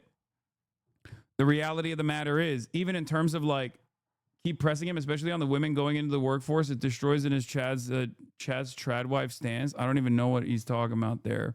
Hasanabi, you worked your entire life on your fake image just to destroy it all by shocking your dog, you R-word, bah ha ha ha ha. Yeah, no, everyone hates me now. The thing about Hasanabi is that he's really like, and then, but also those, but then again, anyway, so that's kind of it. Nice. Wow, owned. He said women starting the working flood the market like immigrants. Wait, what? Let's see what else he's talking Watch about. it, and then I got distracted. Where the fuck did it go? There was a video about this, and I don't know where the hell it is. He banned me before I could answer his questions. Thanks for going in the chat. Look at what I was trying to get. Anyway, all right. Well, he's off talking about. A chatter implied it Adolf Slop played dumb to appease. Wait, what? Yeah. The point is, it's not 89% on welfare, it's only 8%. Scroll down and see the Somalis on welfare. No, they're saying that benefited from the specific public assistance program, mostly Medicaid. So it's not even like welfare in the sense that they think it is. It's just Medicaid, right? But worth noting, Bowser said 95% of Somalis in Minnesota are citizens of the United States and 58% of them were born in the U.S. Okay?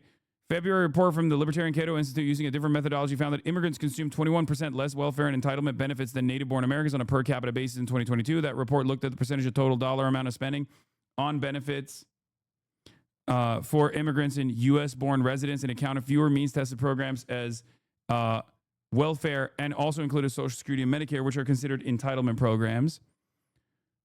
The CIS report said that in 2022, 54% of households headed by immigrants, including naturalized citizens, legal permanent residents, and people without legal status, use one or more major welfare program.